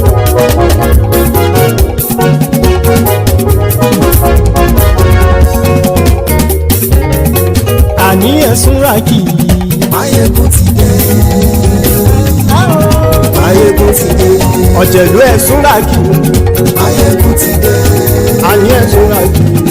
Maiyegun ti dé. Lórí Facebook. Maiyegun ti dé. Àní ẹ̀sùn ràkì. Maiyegun ti dé. Lórí YouTube. Maiyegun ti dé. Àní ẹ̀sùn ràkì. Maiyegun ti dé. Bọ́ bàbá gbé wúrẹ́. Maiyegun máa wí. Àní ẹ̀sùn ràkì. Maiyegun ti dé. Ijó ìgbádìyẹ. Maiyegun máa wí. Àní ẹ̀sùn ràkì. Maiyegun ti dé. Presido bá rúfin o. Maiyegun máa wí. Àní ẹ̀sùn ràkì. Maiyegun ti dé. Hello there. So good morning to you, good afternoon to you, and good evening to you from wherever you are joining us. This is Maiyegun Live. Thank you very much for joining me. As usual, please read beyond the caption of the broadcast. Read the description of this broadcast. Like it. Share it. Invite your friends. Invite your not so friendly friends. Tell all of them that Maiyegun today, Maiyegun is live. And if you have done that already, thank you. In manifold, thank you. So tonight, we are starting from the alarm raised by Peter Obi, which has kind of put a lot of the Obidients on alert. Because knowing the history of Tinubu and his politics, there is a chance that a threat against Peter Obi should not be taken with levity. And Peter Obi himself has come out now to confirm that since that time or since that day, he gave the State of the Nation address and advised Tinubu to tamper justice with mercy, or tamper shege with mercy, rather. Shege with mercy. He has been receiving direct threats to himself and his family. The only one that is made public is that one from Felix Moka, the APC, a spokesperson.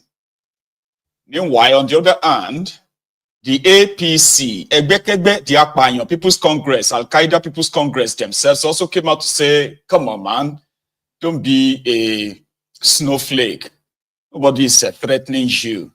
We are just replying to your jibe. You called, there's different. They said there's difference between criticizing government or advising government and then inciting people. To them, they believe that Peter Obi's criticism is not criticism. It is not opposition. It is, in fact, an incitement for asking Tinubu to stay back in Nigeria and possibly travel around the states in Nigeria to feel the pulse of the people is ruining, is considered as an incitement. So that's where we're going to start tonight. Just about 4 days, is it 4 days now or 5 days now? In part of the State of the Nigerian Nation addressed by Peter Obi, there is a part where he categorically said this. I want us to sit down one of these days and talk about the opposition and how the opposition will be effective. A democracy is faulty. It wasn't designed to support the opposition. Oppositions here are actually in difficulty. If I tell you what I face, what I go through, what my family go through, you wouldn't even believe I will still be standing and going around this country. But I've made up my mind that if this is the end, so be it. Because we can't allow the country.